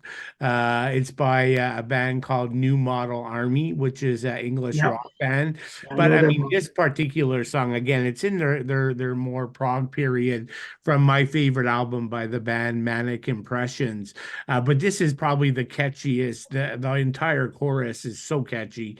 It's one big earworm. Like I just love vocalist Ken Nardi, the way he wraps his voice around this one. That's good. Next, going back to technical thrash, again, another sadly underrated band, Realm, from their Endless War album, 1988, the Beatles song Eleanor Rigby. Oh yeah, Um, yeah. I think they did a fantastic job. Vocalist Mark Antony is really good, but again, they did the song justice, but put their tech thrash spin on it. And I know Coroner also did "I Want You." She's so heavy, another Beatles track. That was okay, but definitely not as good as this Realm track. Mhm. And I'm going to Mekong Delta. We've talked about them a lot. But their album Kaleidoscope from 1992, they tend to cover a lot of Russian. This is back to the classical music piece. A lot of the Russian composers are very aggressive, even some of the Italian ones, and heavy, right? Especially the Russian one, though, gets heavy and a lot. Mekong Delta covers a lot of their stuff. It's a song called Saber Dance. It's just genius tech thrash riffing in this song. No vocals in it, but again, they do this classical music piece justice. Number three, actually, I do have one in common with Jim because I have Astronomy Divine. He already mentioned that from Voivod. Then two, I'm going Suicidal Tendencies. Oh, They've got a couple really good covers. So and they tend to go to the band No Mercy. So like I'm going with Waking the Dead from Controlled by Hatred, but they mhm. also have like Master of No Mercy is a cover for them. Choosing My Own Way of Life. They have some good covers. Uh, and then my number one, I don't know if it's really my number one. It just I thought of it last, so it went in this spot. But Heathen Kill the King. Yeah, Uh, Mhm. it's a rainbow cover off Victims of Deception. great. They really made it their own. It's a thrash version of the song, and it fits in perfect with that album, right? Like if you didn't know the song, you'd never know it's a rainbow song. So, which is a good sign of doing a cover when it fits effortlessly in the album. So, yeah, those are my 10 that I came up with. Okay, Wicked. cool, cool. Yeah, we match one, Billy. So Okay. You gave me mine some are pretty. homework, Billy. I What's what? that? You gave me some homework. I got to look up some of these. Oh, okay. Yeah, yeah, go for it. If you go on to setlist.com, Yeah. you can type in the band and type in artists they covered. It'll Okay. it'll give you a whole comprehensive list of Okay. songs that they covered of whatever. So it's really Cool. good. Cool. It's a good. I just discovered that on the weekend. I was like, I didn't even know you could do that. So Yeah. it's a good way to like if you because sometimes it's hard to figure out or Yeah. remember cover songs, but Yeah. There's also a really good I saved it on the web. I've had it for years, but it actually ranks the top 200 thrash metal cover songs oh really? of all Oh time. Like I'll flip Really? you guys the link after, yeah, please. and we can put it in the notes when we post Yes, it if we'll do anyone's that. interested. But yeah, it gives all the facts, but it has like 200 cover songs in there. Okay, Cool. cool. I never knew that, but that yeah, send it Yeah. over. And at least Cool, 125 of them I never knew about until I read it. cool. All right. So I'll start with mine. Some of these are standards. I didn't really do as much homework as you guys did. I stuck to more of the standards, but I don't know, whatever. Number 10, I'll start with Judas Priest. No, it's not thrash, of course, but I always liked their cover of Johnny Be Good because I've really liked Chuck Berry. I've always been a fan. I thought they did it's off Ram It Down. I think it's a pretty decent cover song. Not as rollicking as the original Chuck Berry song, but I always thought it was a decent cover song for them. And number 9, I went with Megadeth for I Ain't Superstitious, the Willie Dixon song on Peace Sells. Always liked it. I've heard the Willie Dixon song, and I like how Megadeth kind of reworked it a little bit, giving it a little bit more metallic spin. Pretty decent song. Number 8, I'm putting Creator. So they did Grinder from Judas Priest on the tribute to Judas Priest Legends of Metal CD compilation. That's a wicked cover. Yeah, I like that song too. I totally forgot about it, and I was like, oh, Creator. Yeah, it is a really decent song, and they did a nice job on that song. Number 7, I know Jim, you've already mentioned it, but Megadeth's School's Out. I've always loved that cover, and the Shocker soundtrack is one of my favorite metal kind of horror CD soundtracks. I love Shocker. It's great. Love the movie, love the soundtrack, and that song is so great. Number 6, I know we talked about this way back when, but Exodus, when they did the AC/DC cover for Overdose from Fabulous Disaster. Good song. I always liked it. Thought they did a decent job on that. This is where Billy and I match Heathen for no, actually not it's coming up. I picked the other Heathen song, and that was Hellbound, the Tigers of Pantang bonus track on Victims. Love that song. I think they did it's like high energy, high octane. It's a really good song. I mean, I kind of flip back and forth if Kill the King is better, but they're both equally really good cover songs. And number 4, I went to Anthrax, but I chose Antisocial. The Trust cover song from State of Euphoria. I always loved it. I think it's catchy. It's great. I thought they did a really nice job. I've heard the original song. It's all right, but I way prefer the Anthrax version. And then at number 3, I have Heathens Kill the King, the Rainbow cover off Victims of Deception. I like that song too. I think if you first heard it, you wouldn't really know that it is a song by Rainbow, but it's great. It's a really good song. And then my number 1 and number 2 are both from Metallica. So I chose Bread Fan, which I absolutely love that song. It's just so rabid. It's such a great song, the Budgie cover song. I didn't really know much about Budgie back in the day either. So it's one of those bands where you have to kind of you do a little bit of homework before the whole internet era. But I love it. I love the ending of the song where he says, "Mommy, where's Fluffy?" I think it's great. I always love that song. It's such a killer track. And Am I Evil for me is my number 1. Yeah, it's wicked. Because again, like you, Jim, when I first heard it, I didn't even know it was a cover song. I always thought it was Metallica. Those lyrics are great. But I will say, when I started to listen to the original Diamond Head song, I think that song is equally as good as well. Oh, yeah.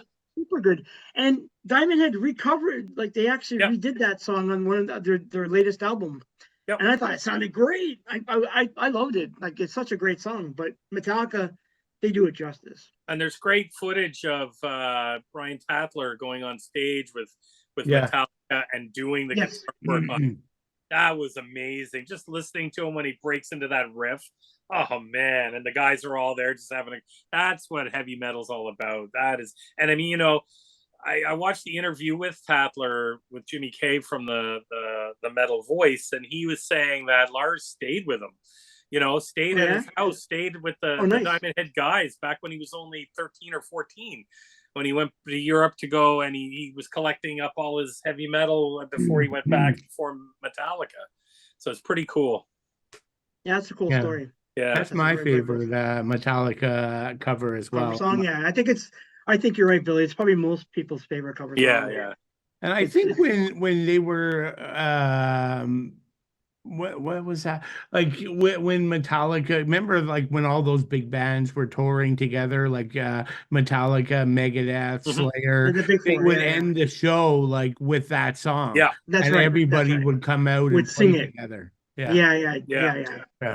I thought that was a nice little like ode to classic British new wave of heavy metal. Yeah. Oh yeah. It's nice. I also wanted to do one small thing, just a small little mention. I don't know if you guys, I'm sure you have it and like it, but But I wanted to give a quick shout out to the 598 EP, the Garage Days Revisited. I love that. I actually absolutely love that EP. I mean, Crash Course in Brain Surgery by Budgie. I freaking love that song. I love it to death. I think it's so great. And it was a nice little like tie over because you had Master, and then you're in between albums. They threw that out, and I was like, oh, this is interesting. And Last Caress. Yes, Misfits. Exactly. Oh man, that's amazing. I remember in Halifax when they broke into that, everybody just rushed the stage. It was just like a pile of people, and I was like, oh, this is wicked. Because they broke into Last Caress, and then I think they did Green Hell. Yes. Yeah. Yeah, that's a great EP. Yep. And it's kind of sort of like Jason's like introduction to the band, because this is when he's in there, he's on the cover and stuff like that. It's funny because looking at that cover, he has such a goofy looking face standing next to his new partners in crime. I think it's kind of funny, but I love it. I love that little like sound stage that they developed for it. It's so great. It's such a great EP. I think it's one of their best EPs. I still listen to it all the time. Well, and I love the name of it too, 598 EP. And I love it because then they put a sticker on. If you're paying more than that, don't worry about it.